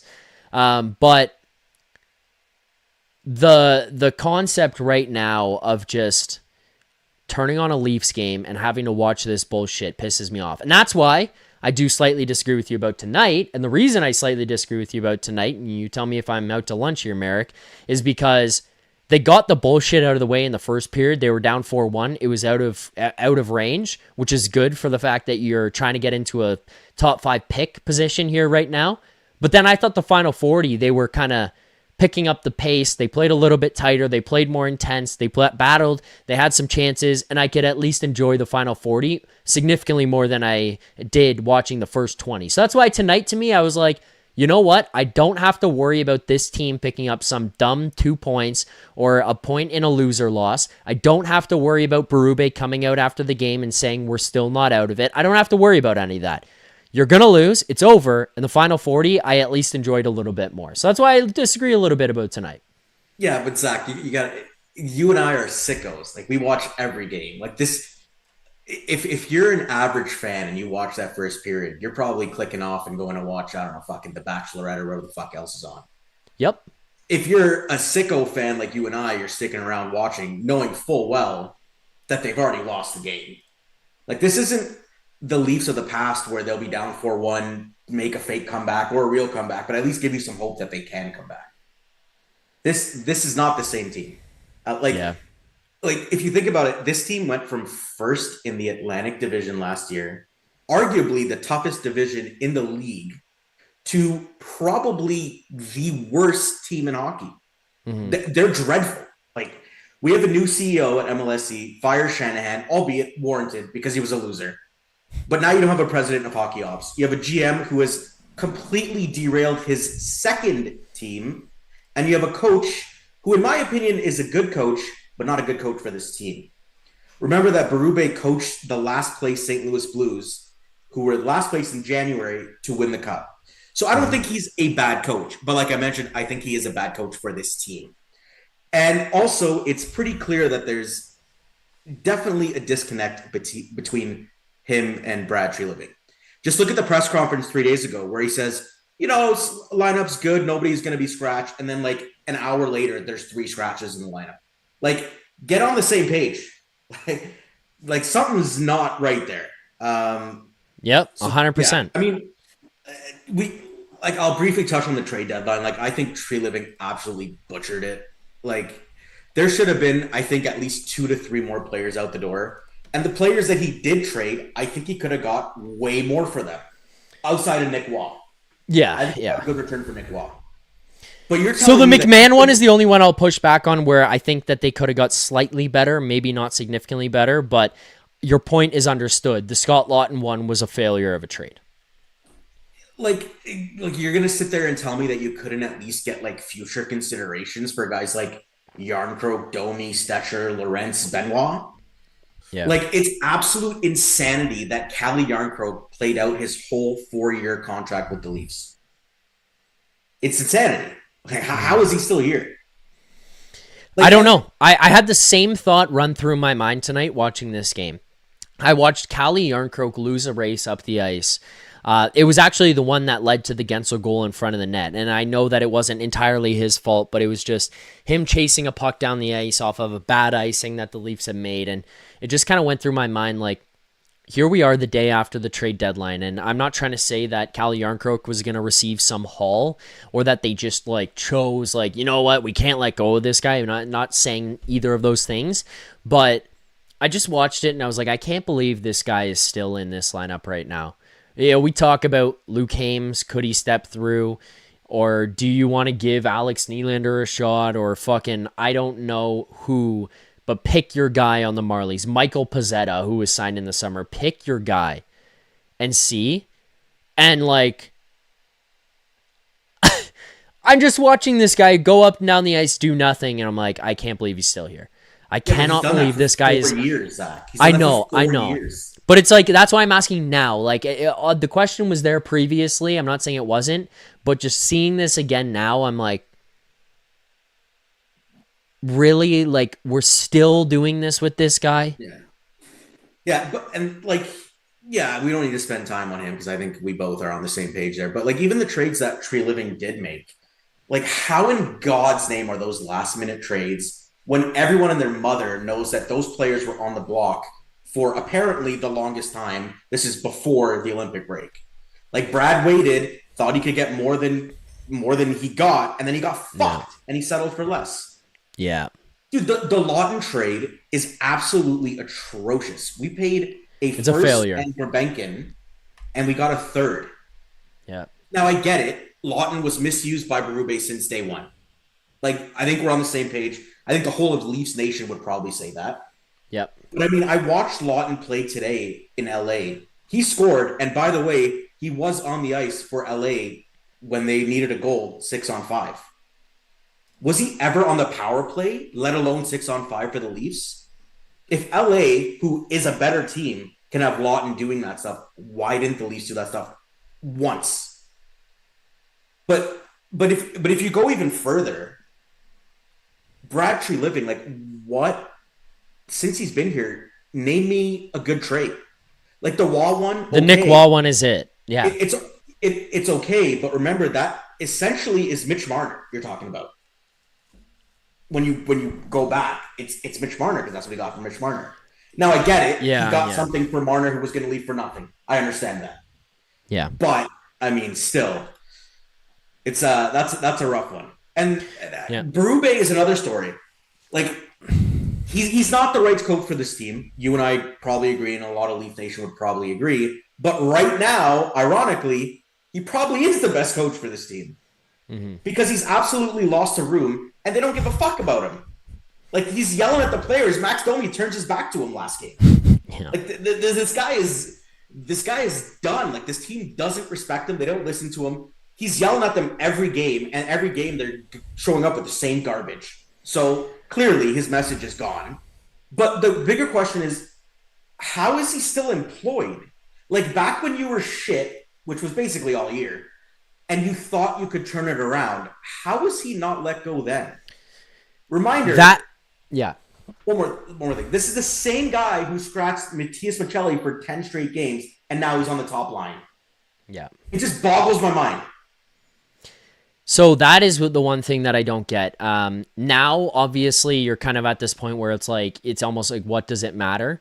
But it's even not moving on from him earlier on. And you pointed out how these guys respond and react and whatever when he was yelling the other night in the Rangers game, and you see the whole bench, not one guy's looking at him, not one guy looks concerned, not one guy looks frustrated. They've quit on him. It's not a speculation at this point. You can flat out see it. They've quit on him. They've quit on the guy. I get the impression, and part of it is from the comments that Ekman Larsson made when he wasn't traded, is he wanted to be here, and he believes in this group and their ability to turn it around next season. I know a lot of that can be lip service and a guy just going out and saying it, but I do genuinely look at it and think that there is a recognition or an understanding here that this guy is the wrong coach. The team has quit, and they thought they should have been better than they were in spite of him. You know, like they feel like they should have been performing at a better level, and he was getting in the way, and he was doing the wrong things, and now they've tuned him out. So it's frustrating to me too, because you look at the beginning of the season, and I know a lot of people have brought up, well, why didn't he make any trades? Well, making trades right then at that beginning and point of the season, especially within the first month and a half, 2 months, is very difficult to do. It's not impossible, and if you really want to get it done, you can. You can sack up and find a way and find a trade partner, but it's not impossible. It's difficult, but not impossible. But the one thing that is easy, and I'm not saying that you want to give these guys an easy out, but the thing that's very easy to do is fire the coach. Like, that's the one option that you have. You can fire the coach and bring somebody else in and see how that impacts things. See if that changes things. And it didn't. It didn't happen, sorry, I should say. They didn't change the coach. They stuck by him. The players showed us by their play and their post-game interviews and their emotions and all of it that they quit on the guy, and the GM said, we're sticking behind this guy. And I don't know if that's a True Living decision. I don't know if that's an MLSE decision. I don't know. But one way or another, they refused to fire the guy. They refused to move off the guy. And I think that was a terrible decision for the organization and for the message it sent to the players, because I think it pissed them off. They said, okay, you're not going to fire this guy. We still need help. And then they didn't get them help. They did nothing. And I feel like at that point, the group just checked out. Firing Craig Barube was easy. It was on a platter. It was right there. And I know a lot of people want to say, don't give these guys the excuse. Don't let them off the hook. I get it. And part of me was there too. But I still look back at it and think that there was an easy opportunity in December to fire him and see what a new coach could have done. And they refused to. And that's what I don't understand. Yeah. I mean, the only, I think, devil's advocate I'd have to that is Barube did lead them to the longest playoff, I guess, streak, or like game 7 of round 2 that in 10 years, right? I mean, I get it, but Dwayne Casey won Coach of the Year for the Toronto Raptors and then was fired. And the next year they brought in Nick Nurse and he won the championship. It's not apples to apples, but sack up. it goes to the same conversation, Merrick, about why they didn't trade one of the guys early on. There were two very specific points where this happened, where they should have identified that a change needed to be made. One, pick your series, but for me, the one that stands out is the Montreal series. You blew that series, you lost it, you watched a bunch of the guys wilt when the going got tough. They had the opportunity to break through, and it was probably the easiest division and the easiest pathway to a Stanley Cup final that they were going to have, and that was proven by the Montreal Canadiens beating you and then going on to a Stanley Cup final themselves. That was the easiest opportunity that you had given your potential schedule and path to get there, and they blew that one. That should have sent a message to the management, to the front office, to everybody involved that something needed to change here. You didn't have to blow the whole thing up, but you needed to reimagine how the core group was going to operate together. Was it going to be a Marner trade? Was it going to be a Nylander trade? Either one of those, I think, would have been okay, but you needed to try to bring something else in, somebody else in, whether it was a different type of top six forward, if it was a first pairing defenseman, a real first pairing defenseman, by the way. I'm not talking about bringing in Brandon Carlo to play with Morgan Rielly or bringing in a guy like Ron Hainsey to play with Morgan Rielly. I'm talking about a legitimate first pairing defenseman to come in here and finding that guy in some type of deal for Mitch Marner or for William Nylander, and they were scared to do it. They refused to do it then. The second one is the series in which they lost to Florida the first time. I, along with a lot of other people, were under the impression that once this team broke through, they were going to kind of figure it out and get the monkey off their back and kind of sit there and realize we can do this. We're good enough to do this. We can get through. We can win series. We can get over the hump. They beat the Tampa Bay Lightning. They went on to play the Florida Panthers in the second round, and they got shit kicked. And it was a very clear moment of your big boys wilt a little bit. They can kind of have a tendency to disappear, and the construction of your roster is not proper. Again, they looked at it, and they were afraid to make changes. They didn't do it again. They held on to the guys. They kept it together. They refused to do it. And, it sounds like Kyle Dubas was willing to move off of Mitch Marner. Brendan Shanahan was not, in which case Kyle Dubas ends up moving on. He goes to Pittsburgh. Mitch Marner stays. You walk him right into a no-move clause, and you are fucked. And it leads you to where you are right now. But both situations are situations where this franchise showed they were scared to take a risk and scared to make the move, and they refused to do it. It even goes to them offering Mitch Marner a contract in this past negotiations. And I get that some of it is we don't want to lose this guy for nothing. We'd rather just re-sign him. I get that. But they were like, no, we'll keep these guys together. And I think a lot of that had to do with Shanahan still being here, and they were refusing to move off them. It's the same fucking shit now. I get what you're saying, Merrick. I can't really disagree with you too much, where it's like, this is a guy who took them to Game 7 of Round 2 last year. He won the Atlantic Division. How do you just move off the guy easy? But if you watched the play and you watched the players' responses, it should have been enough to tell you you had to change something. And they just refused to. And that's what drives me nuts. This organization and this franchise was too scared to make any type of change. They were too scared to do it. Whether it was with Nylander and Matthews and them being worried about moving off of a name because the fan base would get upset, or if it was them being worried that they would lose a trade, or what it was, I don't know. But they refused to do it. And now here you are reaping the rewards in a negative way from your inability to just sack up and make a move. Yeah, I mean, for the record, I'm completely on the fire Barube train. I just think it's too late now. Yes, I agree with you. I'm just saying some people can play devil's advocate and say, well, he took them the furthest that they've ever been. But what you just talked about is actually a pretty good segue in. You're talking about making changes. So I want to talk about the clip that actually went viral with Francesco about Matthews and Nylander and Mary Queen. Even though I think Francesco might have been half in the bag, I actually do agree with what he said. Now, I called in last time before the Olympic break, and we talked, do we retool or do we rebuild? And I think at that time, most people were on the retool bandwagon. I was not.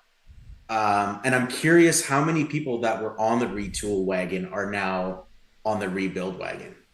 And I'll ask the question again is what are we retooling around? Matthews and Nylander, two guys that have won 2 series in 10 years.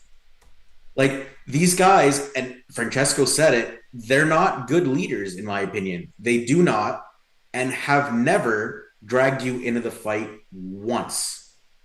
And Mitch Marner got a lot of flack for his performances in games 4 to 7 of series. Yes, warranted. We all know the stats. Everyone's seen it. Mm-hmm. But name me a game 4 to 7 where you could say, oh, Matthews and Nylander are really leading us to victory here. Name me one. Well, Nylander, I will give, like, he stood out to me significantly in the Boston series that they lost in 7.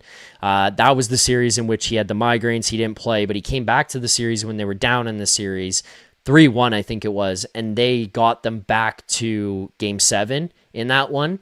You look at that series, they lost 2-1 in overtime in game 7. He scored the goal in game 7. I think they won 2-1 or something like that in game 6. I think he scored both goals in that one. And then I'm pretty sure in game 5, that was his first game back. I think he had, I could be wrong, but I think he picked up a point or 2 in that. So he's had moments to me where he's really stood out. Even in that Florida series, the one in which they lost in game 5, games 4 and 5, William Nylander, I thought was really good for the Maple Leafs. And game 5, when they ended up losing in overtime, he was the one who scored the game-tying goal late to send it to overtime. I get that these are all like moral victories and it didn't lead to anything, but I'm just going to kind of put that one out there on William Nylander of like, when I think of these guys, he's the one I pin big game player on more so than anyone else because he's at least had moments that stick out to me. But outside of that, it's like Morgan Rielly has been a guy who's stepped up in the playoffs and had good games and good moments that have really kind of elevated things. But there's not really been that guy, and I get it. But the difference for me, and I don't want to do the Marner whole debate here, but the difference for me was that Matthews kind of just like sunk into the game, and I think part of that was because he was being eliminated by the other team. They were focusing so heavily on him, rightfully so. But I think that the guy that was playing on his right wing just became detrimental. Like there were so many times he made significant mistakes, and that's what frustrated me with him. Yeah, I mean, Nylander has produced, but I mean, half the time he looks like he doesn't give a fuck. And there's that play where he just like didn't forecheck. They could win. Then against Tampa, they went up the ice and scored. So like Nylander produces, but he's also very soft and sometimes looks like he doesn't care. But anyways, I'm not sure if you've seen this interview, but there's an old interview with Sean Avery, and he was asked about the Leafs, and what he said was, who are the dogs on the Leafs? And I asked myself that question, and I don't think we have any. I'm going to be honest. Well, I think it was Scott Laughton, which is kind of unfortunate because he's a bottom 6 guy that was on your team, but you had him and you used him incorrectly, and then you traded him for a 3rd-round pick.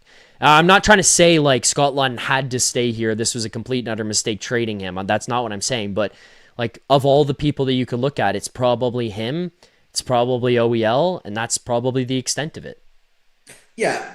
Which isn't good enough. Dogs, I'm talking about dogs that like actually play more than 8 minutes. No, I get it. Yeah. I agree with you, but I'm just saying, like, if you look at the guys, those are the ones that those are the only guys that I could look at and say that. And that was my frustration with these guys and the instances that I pointed out. The Montreal series, even the Columbus one, if you want to look at that, but like, I'll go to the Montreal one more so, and then that Florida series that they lost in 5. Those are the ones where I was like, what the fuck are we doing? This is not the right core group of guys. Like, there's not a dog in here. And I think one of the major mistakes that was made by this team, and you've been battling since the day you lost him, was Nazem Kadri.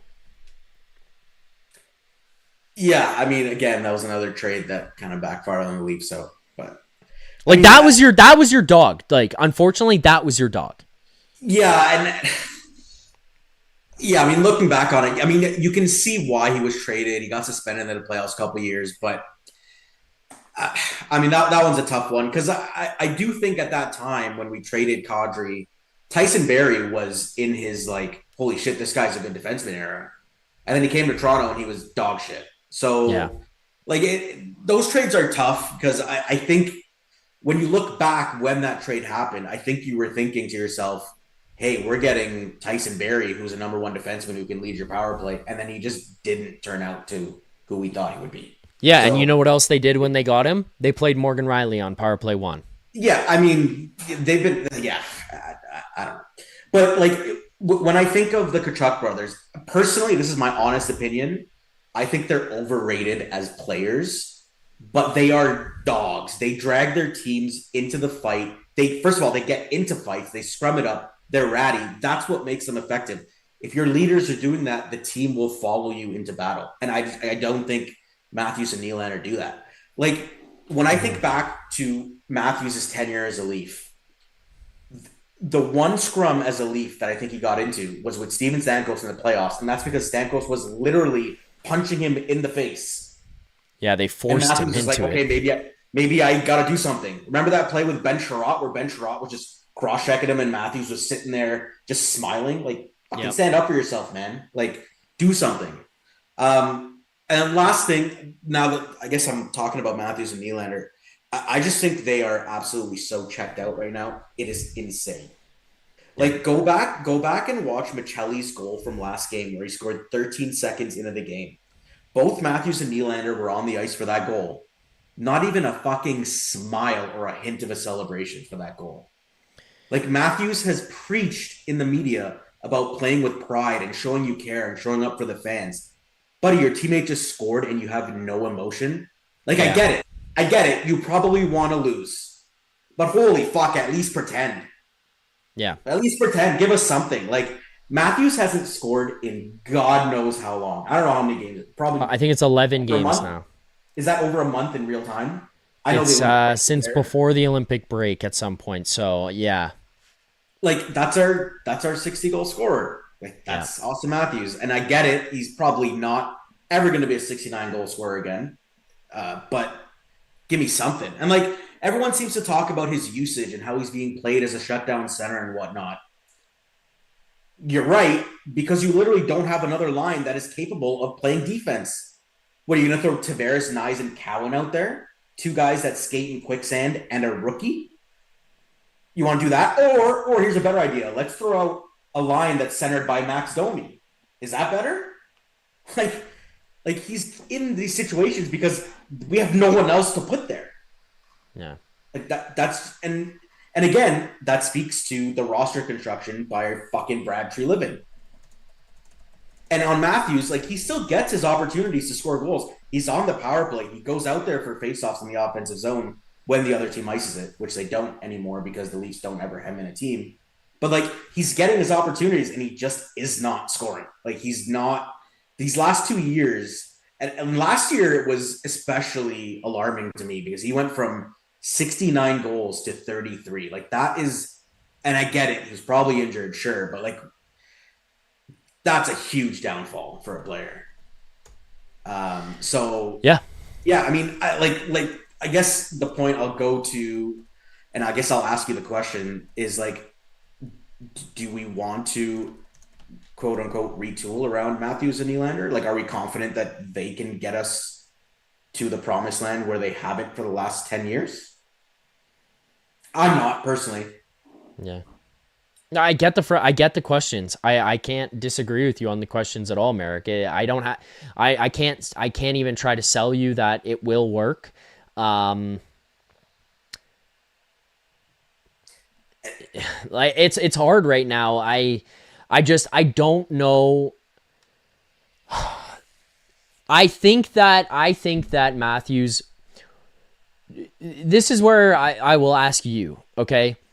What do you think, like, genuinely, I'm not trying to be a dick asking this, but, like, what the hell do you think it was that was working for Matthews in that stretch from December until the beginning of February before he went goalless? Like, what was it that caused him to do that? Why did he look that good in that period? Why was he playing that way? Why did we all think Austin Matthews is back? Like, you know what I mean? Like, why did that happen? Because there was signs of it for over a month of that play. Like, that's why people bought back in on the guy this year.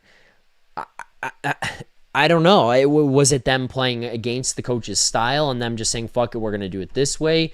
Was he feeling really healthy then? I don't know, but he looked like Austin Matthews again in that period, and it makes me believe that it's still in there. That's what I just don't get. Because right now, I'm not trying to give him the excuse like fully, but we saw him with the tape on his shoulder, and now all of a sudden his shot speed is back down. His accuracy is a little bit off. So I'm just wondering if that's the case and he needs to get to the end of the season. He got hurt at the Olympics or something. I just don't fucking know. Like I genuinely, I really think Austin Matthews is a very good player. Don't get me wrong. I think he's a great player. I'm not sure that he's the best leader. And I know he led quote in quotations the US by wearing a C and they won the gold. But was he really the emotional leader on that team? Was he dragging them into the fight? I'm not sure. I don't think you can say that personally. Yeah, I don't know. It's hard because I don't think personally I could say that watching it, but like everybody on that team said he was. Everybody in that room said he did. Yeah, I mean, what are you gonna say? No, he's fucking shit. Like, of course. Well, but they made a point of saying it. Like they didn't. It wasn't necessarily just that they were flat out asked about it. And I'm not disagreeing because I'm seeing the same things you are. But I have a hard time personally saying everybody on Team USA is completely wrong and idiots and they don't know what they're talking about when they all come out and make a point of saying how good of a leader he is and what it was like playing with him and for him. And the coaching staff decides to run it back with him as the captain and chose him as the captain in the first place. Like, I don't think they just chose him as the captain because he scored 69 goals the year before. I think they chose him as the captain because of what he is as a player. And again, I see the same things you do. I'm not disagreeing with you, Merrick. I'm just saying they all come out and say the same shit.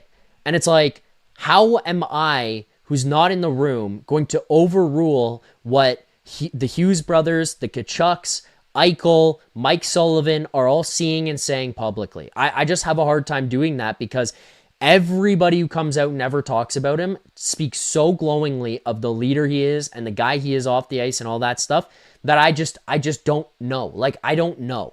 I don't know enough very clearly to say it. That's wrong. I've said it before, and then I hear those guys, and I have a hard time saying anything that would say, nope, he's not. Like, everybody comes out and speaks so highly of him as a leader that it's like, what the hell do I know when the NHL players and the guys who are on Team USA winning gold with him as their captain just cannot say enough good things about him as a leader? You know what I mean? So here's my theory. Here's my theory on this. So he was named the captain at Four Nations. I don't know why. So I'm not going to give you my theory on that. He was just named it. Now, when they lost Four Nations and they were going to the Olympics, my theory is if you don't make him captain, it's going to just raise more questions about your team and him in general. So I think I wouldn't say they're forced, but to keep the flies off, as his figure of speech goes, they named him captain again, fully knowing that locker room is full of leaders. Like, Austin Matthews doesn't have to be the lone leader in that locker room. Whereas in Toronto, he's got maybe one or two guys to help him lead. Maybe like Tavares and Riley. Whereas on USA, everyone's a leader. Quinn Hughes, Jack Hughes, the Tkachuk brothers. Fuck, even JT Miller's a captain of his team. So I think, like, to my point, I get it. I don't think he led the team. He had the C on his sweater, but I don't think he was the leader of that team emotionally.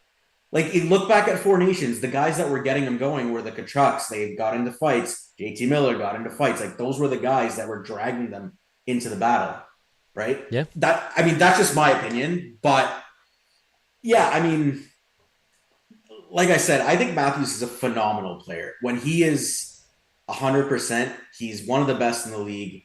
I haven't seen it. And that 10-game stretch, 10 games is what, like 10% of the season, maybe a little more, 14, 13%. That's just, you imagine if Connor McDavid was good for 13% of the season. Yeah, I know. I don't disagree with you. I know. I can't put together any type of argument to it, Merrick, other than just I can only say what I see on ice in a game, and that's it. And then I hear about all these things from players and coaches and trainers and everybody who works with him and speaks of him to that degree. It's like these are guys who are around him every day, who play underneath him as with him as their captain. What the hell do I know that they don't for them to go out and say that? Like, you're to troll the Toronto media. It's hard, but everyone loves that's to fair. give it to Toronto media. Like even Brad Marchand does it. He still does it. Fair. I don't know. Yeah, it's fair. Yeah, like when I understand when they won the gold and they were asked. I think Matthews was asked a question, and then Quinn Hughes interrupted and was like, "All that needs to be said is Matthews is a champion. Now he led us to victory." Like, I think he was like poking, kind of like, "Hey, like fuck the Toronto media. Like, who cares what they say?" kind of thing. Because I think a lot of people just hate the Toronto media that aren't in Toronto. Yeah, it's entirely possible. I don't know, man. It's going to be a very, very, very interesting summer that comes up here. Elliot said here tonight that, they're going to have a conversation with him. He said there was a 0.0% chance that they were going to trade him. He has reaffirmed again that Austin Matthews has no concerns about the team and being here. Look, not to play detective on this, but let's take the leadership and the questions about Matthews aside. Let's just take that commitment to being here and look at that, and then look at the Ekman-Larsson thing and look at the conversation we've been having a lot, Merrick, whether it's you or other callers here on the show or even myself bringing it up. It seems like these guys have quit, and it seems like there was at least some type of belief that they should be better than they are, and they don't like playing for Craig Barube. And if Austin Matthews is showing this kind of commitment, like an unwavering commitment to being a Toronto Maple Leaf, whether that's just to not cause a PR shitstorm or if it's genuine and he really has no problem going anywhere, I don't know. But saying that kind of stuff does at least make me think that even he looks at it and is like, we have an idiot head coach. We're going to be better when we're out of this situation and when we have someone else. Even for what the coach does for his own personal play aside. For how the coach commands the team and the room and the style of play, it seems like they all recognize we have a team here that is better than what we were this season, and I believe in that. So that's kind of my thoughts on it. I also agree with that. I think they are better than what they've shown this season. I think my point is, and I love that Matthews is committed. Don't get me wrong. Great. But no one cares about if you end up second. It's all about winning the Stanley Cup. And from what I've seen and from what history has told me, he cannot lead this team to a Stanley Cup. That's the point I'm trying to make. Entirely possible. And by the way, you've given him and the rest of the quote-unquote core four almost everything they've wanted for 10 years, and they still gave you nothing. So, yeah. Yeah. I know. Like, they haven't even gotten halfway to winning a Stanley Cup. No, they haven't. Yeah. I know. Sledding. It's tough being a Leaf fan. It is. This year is fucking bad. Real bad. Yeah, this year is bad. I would have liked to see Barube go earlier because I think that also would have at least not answered questions, but given some more clarity. Like, what if you brought in somebody else? What if you fired Barube and you called Pete DeBoer and he came in here? What if he made the team look really different, but they just still fell short? Okay, now you can at least look at it and be like, well, it's Matthews and it's Nylander. Or you could look at it and say, hey, they played significantly better, but they didn't have the pieces around them. Or, like, you could have at least looked at it and said something was different, but you just kept the mess together and expected it to be different, and you didn't. So now it just makes the whole season that much more sickening and leaves a lot of questions in the air. What exactly is wrong with this group? We could pick out a lot of different things and say that needs to be better, that needs to be better, that needs to be better, that needs to be better, and a lot of it does. But What if somebody else came in here and there was different voice and different guidance, and like a lot of it gets cleaned up? Like the defensive zone. What if the defensive zone looked a lot different under somebody else? At 5-on-5, that is. You know, does the season look different? Even if you don't make the playoffs, does it feel different? Does the end of this year feel different? Does your trade deadline approach become different? It's a lot of what ifs. And I'm throwing those out there, but that's why I would have liked to see Barube moved off of earlier and have somebody else come in here. Yeah, and to your point, through all the bullshit that we've had this year, the only change that was made during the year before the Nick Waugh trade Mark Savard. Was Mark Savard. Pathetic. The only move. Pathetic. Pre-Living's last trade before Nick Waugh was July. Yeah. And we've been shit all year. Crazy. Yep, crazy. Any final thoughts here, Merrick? No, that's it. I've already gone way above how long I wanted to be here, but all right. Some valuable conversations.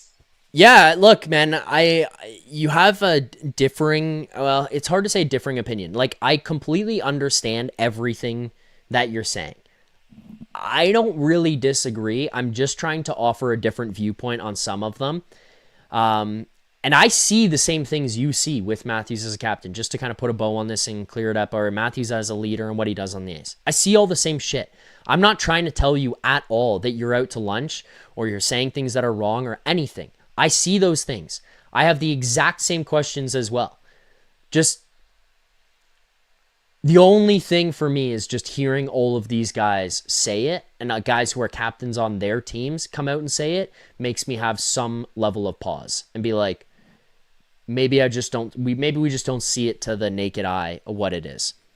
In terms of them being guys who can help you win and stuff like that, brother, we're not 10 years in now. This is year 10. They haven't done anything to prove that they can. So I get that conversation completely. Yeah, I mean, we're not in the room, so we actually truly don't know, but haven't seen it yet. Yep. It's going to be an interesting summer here, Merrick. I appreciate the call here tonight. Look forward to more chats with you. I did enjoy this one. So thank you for calling here, and hopefully I hear from you soon.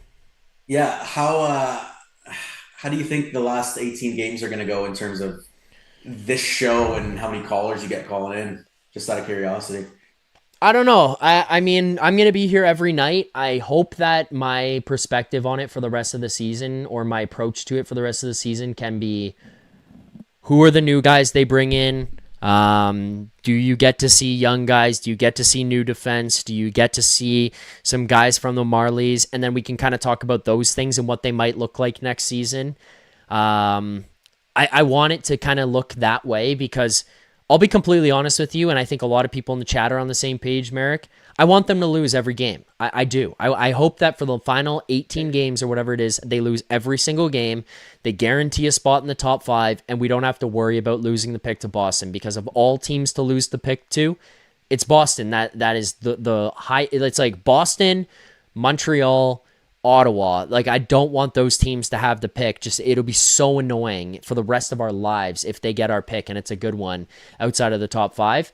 So get to the bottom 5, get a really good player, and let's work towards the future. It'll be the best player that you've picked in the draft since you picked Austin Matthews. Let's get that. And then let's figure it out. Let's move forward. So I want them to lose every game, but all I really want myself is, let's evaluate what the young guys do. How does Easton Cowan play? What is Quillen's usage? How does he look? How does he play? Ken Thrun and Villeneuve, as people keep telling me to say, do they play? What do they look like? As for the show, I don't know. It's not up to me. I'm going to be here. I'm going to be doing the show every single night. I will be here breaking everything down. The podcast will be up. The previews will be up. All of that. I hope people continue to call in and stick around. Even if you don't give a fuck about the games, I completely understand it, but I hope people are around, Merrick.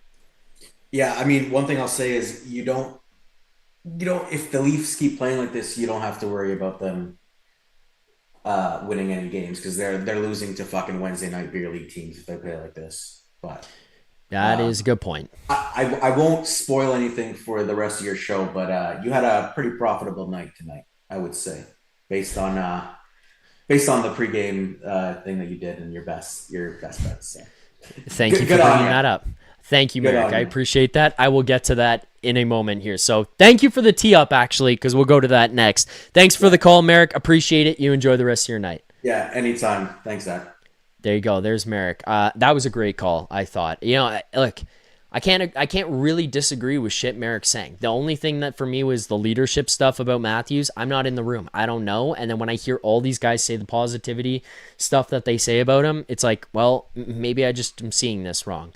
We'll go to this in 1 second here as Merrick just teed up, but quickly in the chat, we do have super chats coming in from people. So this one, TMB Sports 3720 says, everyone is so down, but it's very possible they are back next year. Healthy Austin and Willie, new coach, and Gavin. Oh, I said that one. They'll be a playoff team easy. Yeah, that would help a lot. Maxentius Decimus says, I want a captain that hacks a dart between shifts. Well, I think you may have lost that in today's NHL, but if you take it back to like the 70s and 80s, probably a lot more prominent then. Let's go to our best bet segment. Our best bet is a presentation of Bet365. Use promo code NATION. That's NATION, code NATION, NATION. Whatever the moment, it's never ordinary at Bet365. Must be 19 or older, Ontario only. Please play responsibly. If you or someone you know has a gambling problem, visit connectsontario.ca.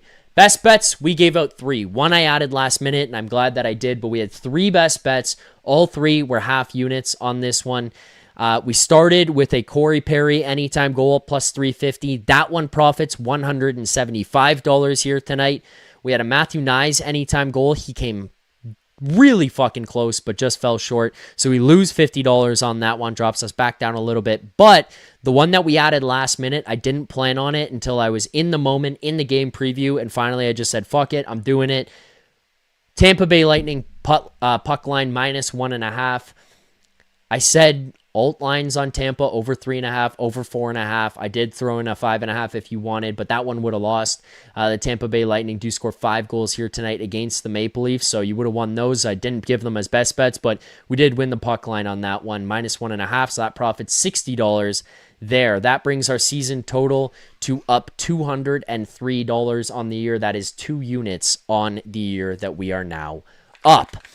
Before we go to some of our final segments and stuff, just a quick reminder for people, if you haven't already, hit that like button, subscribe here to the channel, Leafs Nation 401 right here on YouTube as well. If you like listening to the podcast, which I know a lot more people have been doing, you can find us on all podcasting platforms at the Leafs Nation that's where you find YouTube. The Leafs Nation After Dark. So check that out. TLN After Dark, wherever you get your podcasts. If you want to listen to the podcast, I don't know how this sounds on the podcast, but here are the smelling salts that I continue to owe you guys. I'll give you 2 more before the show ends here tonight. So keep liking the stream, keep subscribing to the channel. Let's keep it going. Let's now get to our next segment, and that would be our play of the game.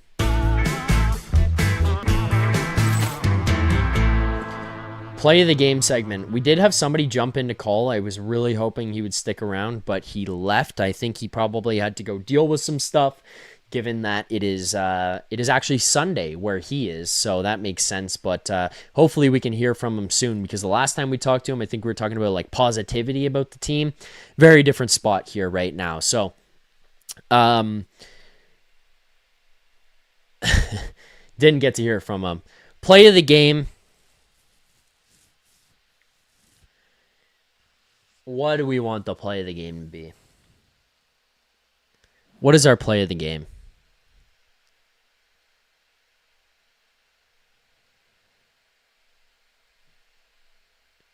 Michelli goal? Like, are we giving it to the Michelli goal? Is that our play of the game tonight? It might be, honestly. I mean, of all things that happen in this one, outside of the final buzzer, you know what? Yeah, that's it. It's the Matias Michelli goal. Let's start with this. It is a great defensive play by William Nylander, which is not something I think people hear that often, but Nylander chases the guy up the wall, takes away the inside, as well as having a very active stick and reading that pass. He takes away the inside shoulder so that the defenseman can't turn. I think it was Moser. He can't turn back into the middle. So he's got only one option, and that's to go to the wall. And as soon as he goes to go to the wall, Nylander puts down his stick and picks it up. He heads up the ice. He is looking shot the entire way. Like, Nylander is just holding on to that puck, holding on to that puck, holding on to that puck. Vasilevsky is thinking shot, defense is thinking shot, and then he slips a nasty pass across to Matias Maccelli, who buries. Which is also just nuts, because it's like the season is over and all of a sudden Matias Maccelli is fucking god out there. But regardless, great play by William Nylander. Starts in the defensive zone, turns it into offense, hustles his dick off, getting up ice, makes a great pass to Maccelli, and he scores. So that's the play of the game for me here tonight. Couple things in the chat that have taken place. I'll give you guys one more smelling salts here right now, because there's a bunch that I owe you. I got 2 questions in the chat, so I wanted to answer these. The first one will start. This one came in from Wayne Train. So Wayne Train says, hey, Zach, first time watching your channel. I am a diehard Leafs fan. Love your background. What are those 2 jerseys behind you? Well, Wayne Train, thank you for watching for the first time. Appreciate the support here, so thanks for joining and thanks for being a part of the chat. Hopefully you come back in the future. The background, the 2 jerseys behind me. So I have an Alan Stanley and a Rick Vive jersey behind me. 2 autographed jerseys, Alan Stanley and Rick Vive. Very, very cool jerseys up here. In this case, all of these here are all player photos. I've got Stu Gavin. I've got Wendell Clark. I think that I have Daryl Sittler there. And then I've got 2 Wade Belak photos. They're all like autograph photos. The one Wade Belak, which is the one here that's up on top of this, is just a Wade Belak photo of Belak signed. The one beside it, which is just in here a little bit, is me and Wade Belak. Got to go to an autograph thing and got to meet Wade Belak. My mom has a photo of me wearing all my Leafs gear when I was just a kid with Wade Belak. So it's a very cool picture to have. Yeah, I've got Rick Vive and Alan Stanley up behind me there. So some really cool Leaf stuff up there behind me. It is one thing that's cool about being back here at my parents' right now that is nice to have up on the nice to have up in the background behind me. It's not something that I have in my own apartment that are up there. So to be able to show those off for a little while is kind of fun again. The other question that I had, you know what, I'll do smelling salts again because I owe you guys. Smelling salts. There you go. This one comes in from Decker. Decker says, Zachary. Full name, and spelt it wrong, but full name. My daughter spent many months at Sick Kids as well. Hamilton General, love your show. It's real deal. Carrie from St. Catharines. Oh, it's Carrie in here. Carrie, thank you for the comment. I hope your daughter is doing well now.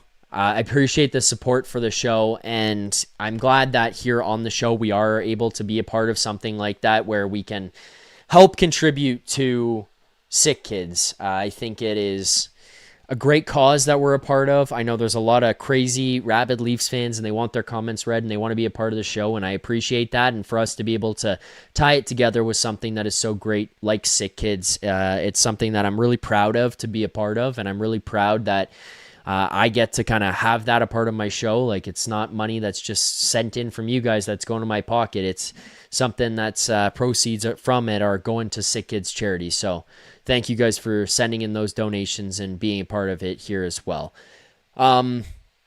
With that, let's go to our final segment of the show here tonight. Let's go to our grades of the game, and we'll wrap this thing up. My grade of the game for myself personally, I think is like it's like a D.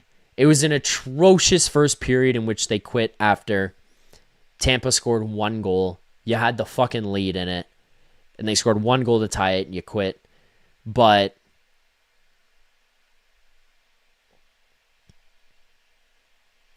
you lost, so it's kind of like an A+, but it was kind of fun to like watch the rest of the game. So you know what, like in the grand scheme of things, it's probably like an A-. I don't know. I don't know how to grade these games anymore. I do not. I have not a clue anymore. All right, that's actually not the final. This is the final segment that we'll do. Let's go on over to the Tankathon. The Maple Leafs at this point in time have the 7th best odds of winning the first overall pick. The Vancouver Canucks, the Calgary Flames, the New York Rangers, the Chicago Blackhawks, the St. Louis Blues, and the Winnipeg Jets, all ahead of the Maple Leafs right now. The Winnipeg Jets, 3 points ahead of the Maple Leafs. The St. Louis Blues, 8 points ahead. Chicago and the Rangers, 9. Calgary, 10. Vancouver, 19. Quick math. Ladies and gentlemen, boys and girls, people of all ages, this is the Tankathon. One spin. Everybody knows the rules. The Maple Leafs give the 7th overall pick to the Boston Bruins. Thank you for watching. Sebastian De Silva, you're welcome for the content. To all of you in the chat, thank you for watching, participating, commenting, chatting, sending in super chats, all of it. I will be back again on Tuesday. Recap the game against the Habs. Game preview ahead of the game with more best bets. Hopefully we can win more money in that one. But only time will tell. Had fun here tonight. Thank you to all the callers. I'll see you guys on Tuesday. Until then, keep believing. For more content just like this, including game previews, post-game live shows, Leafs Morning Take Monday through Friday with Nick Alberga and Jay Rosehill with special guests, as well as instant reaction videos, make sure to subscribe here to the Leafs Nation YouTube channel. Turn on